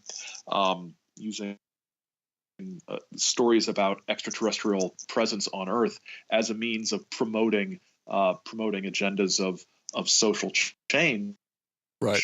That's the contactee playbook. And but Greer was all scientific about things, of course, with his flashlights out in the field, and Greer waving them in. Talks about basically what he's doing is having people conjure UFOs. I mean, that's another aspect of where he's similar as well. Yeah, the whole if you call for them, they will come. Well, if you call for something might come, but what it is might not be what you're expecting. But you will get lost in your own ideas about what you want to see and what you expect to see, and then. If anybody out there hasn't read George Hansen's The Trickster and the Paranormal, you really need to, because it talks about how the phenomenon itself, in all of its different forms, from ghosts to UFOs, it isn't just it does these things and then we notice it and then we study it like a scientific thing. The phenomenon itself actively messes with you. And Yes. there's speaker. I think Jeff Ritzman's done some really interesting interviews I've heard where he talks about the ways that once you get into these things deeply enough, it affects many different aspects of your life, and not in a good way a lot of times. And I think there are forces that people are dealing with that they might not understand and might not be prepared for, and they can manifest in any variety of ways. And I think sometimes people do call them down, and then they make sense of the consequences in a variety of ways, whether it be establishing religious beliefs or writing UFO books. Right, exactly. Aaron, I can't let you go before you tell me your own saucer life experience where you got mistaken for a man in black. Oh yeah, or man in tweed. Yeah, man in tweed.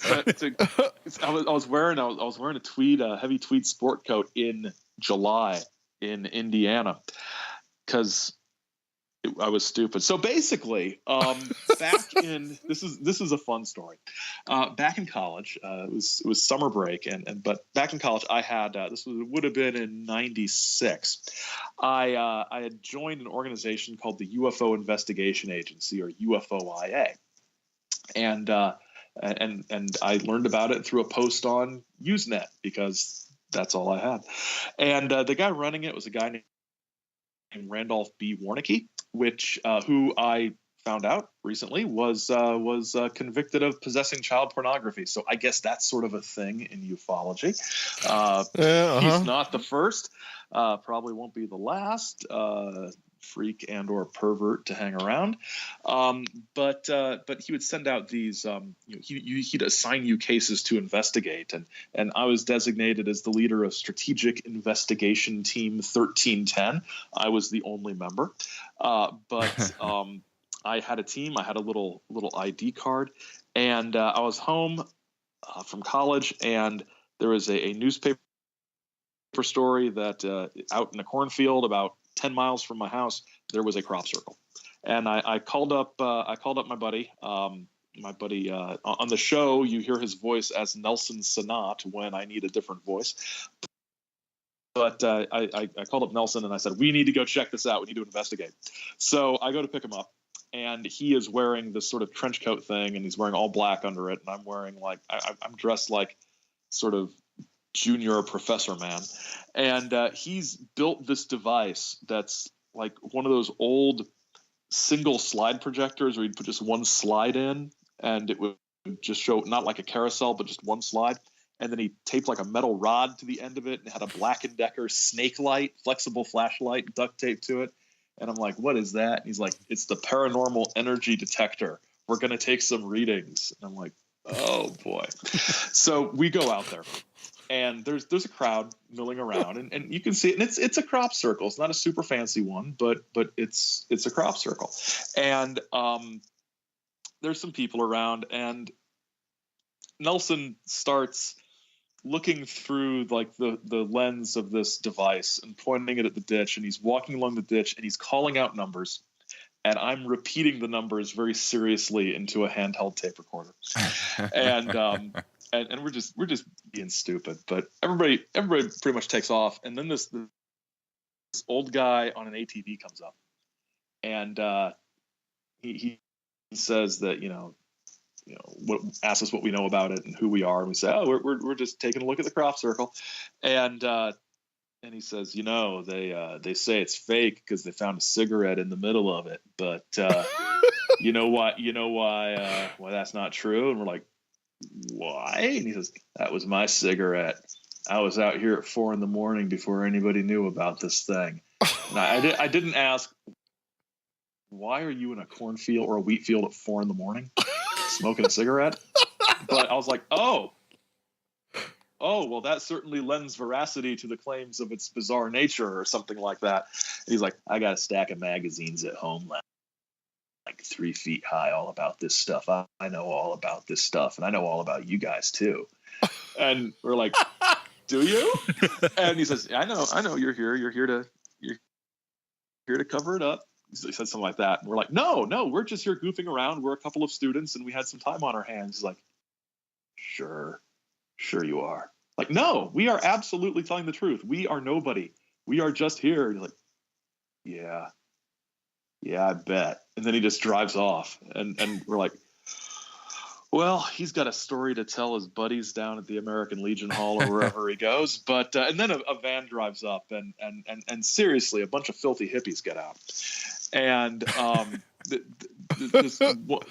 no offense to any filthy hippies out there, but none taken. This woman gets out, and she's got the long hair, and she's got the round lavender tinged John Lennon glasses on. And she looks like she's come from a costume party where, you ever see those old ads from comic books where you can buy a hippie costume? That's how these people were dressed. It was like a 60s comic book ad version of a hippie costume. Were they playing Fish in the band in the van? You know what? Was Fish they weren't, but I blasted saw out of it? There was a haze drifting out of the van as the door opened. And so she's asking us questions, and she says, have you gotten any readings from inside of the circle? And we realize that she thinks our little device is something real. And we say, no, we haven't gone into the circle because there's police tape up and it would be trespassing. Because honestly, we didn't want to, this guy's field had been damaged enough, right? And we didn't want to go traipsing around. But she says, well, I took a college course about crop circles, and I know that if you go inside, there's energy inside, and we were all going to go lay in the crop circle and absorb the energy. And if you want, I can take your machine and get some readings for you. And Nelson just sort of blurts out, well, it's actually just a prototype. We got the plans from headquarters this morning, and we're not even sure if it works.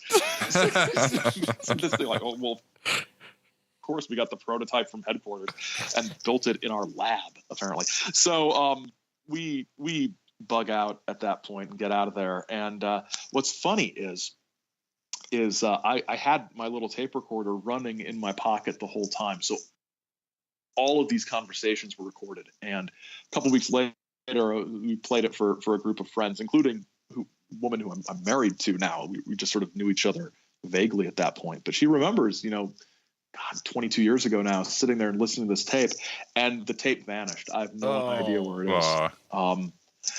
Yeah, it probably, I didn't label it because, hey, it's a TDK brand 60-minute tape, I'll always remember this tape, except for the fact that it looks like 20 other tapes in the drawer, right?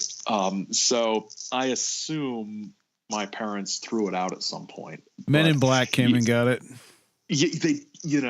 I sometimes when I'm feeling very strange, sometimes I wonder if the tape ever existed at all or if any of it happened. And then I realized, yeah, it did. There's a news story about it. And, actually, the Crop Circle was investigated by a Crop Circle investigating organization. If you go to my show's website at saucerlife.com, it's bonus encounter 2 or 3. It's further down the page, and there's a link in the show notes to the actual Crop Circle investigation report done by real investigators about the crop circle. And there were some anomalies to the shape of the wheat kernels and things like that. So it was officially able to be deemed strange by people who study crop circles. But yeah, that's the closest I've ever gotten to being to either actually doing a paranormal investigation, other than a couple ghost hunts that this is just my luck, or it's just me. Every time I've been on a ghost hunt, it's always been to places where they have never failed to have anything happen until I show up.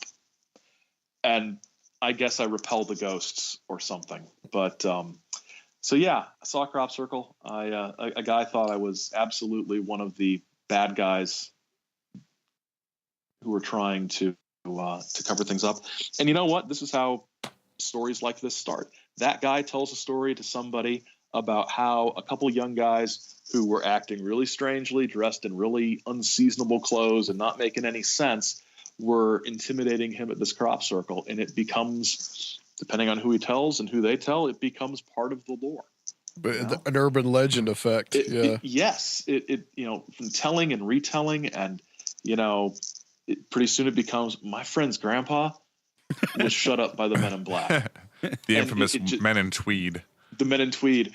The one man in black and one man who looked like he was, doing some sort of weird academia cosplay or something. So, I didn't have elbow patches though. I wish I would have had elbow patches. That would have been perfect. But yeah, that's my my not quite a man in black. The question that I have is, what college offers a course on crop circles? Yeah, I don't think any of them do. The only thing I can think is that she went to some sort of continuing ed session about crop circles that was an act that might have been held at the college but wasn't for college credit. Because I've done a session like that called Weird Michigan for one of our community outreach days. So I was thinking that's probably the sort of thing she did, rather than sometimes I'm tempted to look through old newspapers from 20 some years ago and try to find out what exactly she did. But then I realized that's a huge waste of time. but it's like I'll spend a whole day looking at stuff like that sometimes. I wonder if I can figure out where she took this seminar on crop circles in Northeast Indiana back in 19 whatever. So I don't think it was, I hope it wasn't like a semester long exploration of crop circles. I would be asking questions of the authorities, the educational authorities in that case. Well, Aaron, thank you so much. Tell everybody where they can get listen to the podcast, and also where they can find your books as well. Okay, well, you can listen to the podcast on any number of ways. You can go to the iTunes store and search for The Saucer Life there and subscribe. It's on Google Play podcasts. It's on Stitcher. And you can listen to the episodes to download them or stream them at the website, which is saucerlife.com. And also on saucerlife.com, on the right-hand side, if you scroll down, there's links to the books I've written on Amazon, and you can get them that way. I'm on Twitter and Instagram at saucerlife. Saucerlife, one word. And that's generally where I am. Excellent. Thank you so much. Thank you. Stay on the line with us. We're going to close out this section, and guys, we'll be back to close out the show on Conspirinormal.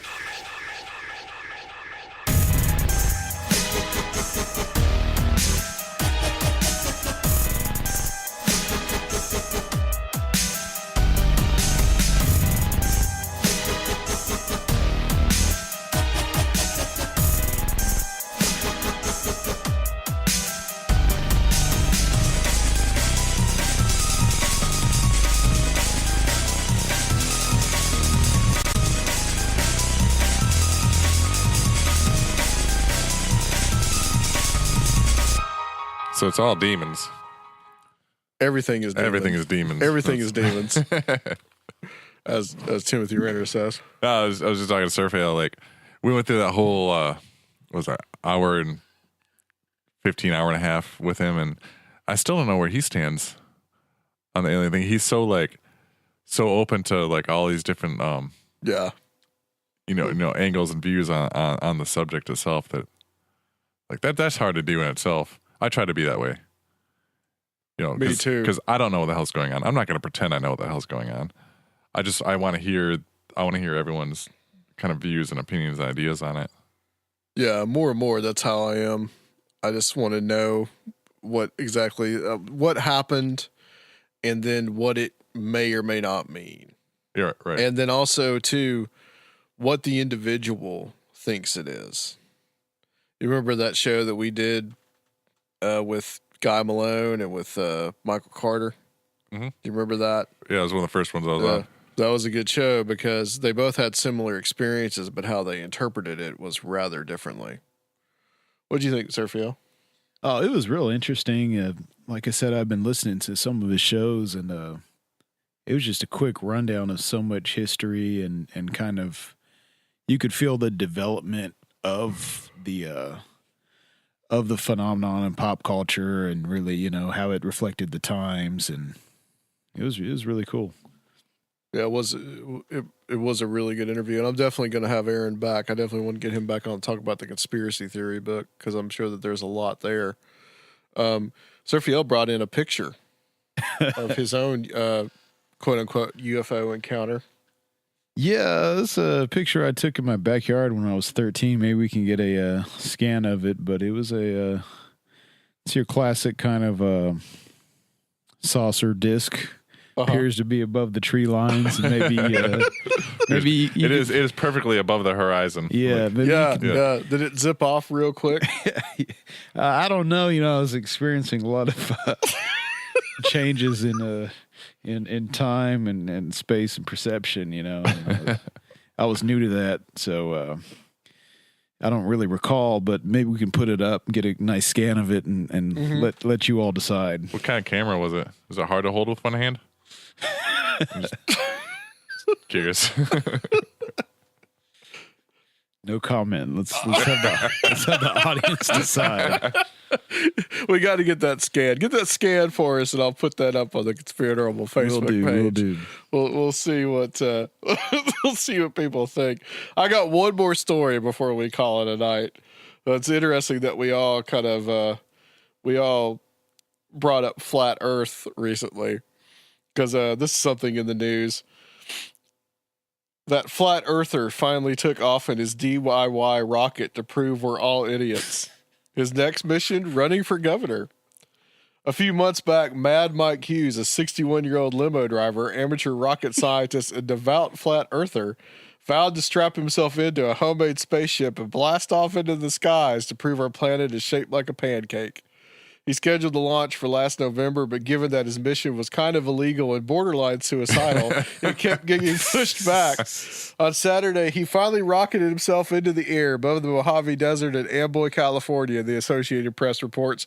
Miraculously, he's still alive. At about 2:30 p.m., he clambered into a rocket emblazoned with the words, "Flat Earth," buckled himself in, and pulled on his helmet. After a buddy helped him close the hatch above his head, his ship, rigged to a bootleg missile launching system that looked a little like a carnival ride, prepped for takeoff. Then, with no countdown or warning whatsoever, he shot up into the heavens, flying 1,875 feet into the air at about 350 miles per hour. As you can see in the profanity-laden video above, once Hughes reached his maximum altitude, his rocket did a little 180 and started careening toward the center of our definitely round planet. Barreling toward certain death, he deployed a parachute which left him gently swaying back to the desert. Still, he was coming in too hot, and just before he slammed into the ground, he pulled a second chute. Hughes was carted off in an ambulance after he touched down, AP reports. Somehow he managed to avoid any serious injuries. "Am I glad I did it? Yeah, I guess," he told AP. "I'll feel it in the morning. I won't be able to get out of bed. At least I can go home and have dinner and see my cats tonight." Hughes didn't say what kind of look he got at our planet, but 2,000 feet off the ground isn't quite high enough to get an ISS-style view of the Earth. Sadly, Hughes and his fellow flat earthers are no closer to proving their theory, especially considering, gravity. "Do I believe the Earth is shaped like a Frisbee? I believe it is," he told the LA Times. "Do I know for sure? No. That's why I want to go up in space." Along with a renewed appreciation for his pets, Hughes' close call with death apparently got him thinking about his future. He told the AP his next step is to run for governor of California, seeing as he might have a better shot making a bid for public office. You know what? I'm just going to be completely honest here. I have nothing but respect for anyone who refers to themselves as an amateur rocket scientist. Or amateur rocket rider, for that matter. Right? Yeah. So his plan was to get up high enough that he would definitely prove that the Earth was flat. Wow. There's been some speculation about this guy. Some people think that he's just doing this because he's hopping on the bandwagon of the flat Earth just to get some attention. Because he's apparently like a carnival. He's like a carny kind of guy, and that's a pretty dangerous, elaborate stunt to get. Yeah, that's true. to go for an election. He barely survived from what it sounds like. Well, at least he got to hang out with his cats later on. So At least he had a backup parachute. So yeah, that's the latest news on the flat Earth front. Oh, So I guess that's it. Rob, tell everybody about where they can go to Patreon, which we haven't put anything up, but there's other things there, so you can find it. yeah, we got lots of bonus episodes up there. We're going to release some more soon. Thank you to all of our current patrons, first of all, and for your patience and for your devotion. We love you all. You can find us at patreon.com/Conspirinormal. There's several wallpapers. There's lots of bonus episodes. There's going to be more coming soon. There's various tiers you can subscribe to help support the show. And if you don't want to subscribe to something where there's a monthly payment, we understand, because I hate those things too. You can go to our website and do a one-time donation, or you can just give us a nice 5-star review on iTunes or Stitcher or wherever you listen to the show, and that means a lot to us as well. And please, guys, become a Patreon or a donator, because Rob needs more Jameson. I do. I'm almost out. Yeah. So, he's got it stuck up in a supply. Serfiel, thank you for being here with us tonight. Thanks again. Asking good questions as always. Great show. Thanks for Thank knowing you. more than me, as always. Now, Rob, you know a lot, man. Come on. No, I'm serious. And we've got the Bigfoot collar up here. Somebody gave me a Bigfoot collar, yeah. so we can now effectively call Bigfoot. There's a warning on the the package. woods. Careful if you don't want Bigfoot coming and harassing you, don't blow this whistle. Wow. So that gets me pretty excited. All right. Special thanks to Aaron Gulyas for joining us, and Luke, wherever the hell Luke is. I don't know. He's probably dead in a ditch somewhere. Doing some crazy guys. Luke shit. So, who knows? All right, guys. Join us next time. We'll be taking a little bit of a 2-week break, but we'll be back on the flip side. And join us next time on Conspirinormal. Chugga chugga chee.